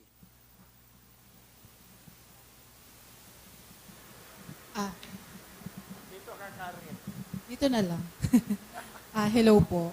Regarding naman po dun sa comment ng silent majority. So, yung benefit naman kasi ng Naga City as a highly urbanized city, if in case mangyari yun, is hindi lang for Naga City. Yun din sa mga karatig nilang lugar. So kung maging highly urbanized si Naga City, of course, yung mga estudyante, yung mga nagtatrabaho dito, mabebenepisyohan din. So from there, yung mga magsasaka and mga business man, for sure, lahat mabebenepisyohan din. At the same time, yung mga investment pupunta dito sa Naga. So, yun po. So, on that note, I'm now closing the open forum. I'm turning over the microphone to our MC. Salamat po sa gabi. Thank you very much, Ma'am Karen. And for sa mga audience po na nagtanong sa ating mga debaters, maraming salamat po. And of course, we would like to extend our greatest gratitude po. Ang pasasalamat sa Indo sa igdi po ngunyan para mas maglawig pa po ang satuyang kaaraman sa satuyang topic that Naga City as a highly urbanized city will be better for Nagenyos. And po, before anything else, again, may we request the debaters to please stand up po. Ayan po. Let's give them a round of applause sa maganda at informative na argumento ngayong araw na to. And of course, again po, nakulang pasasalamat din sa indang mga advisors ngunyan na aldaw. Thank you very much po. And pabalong mi po sa indo, pagluwas po nindo, may snackan po.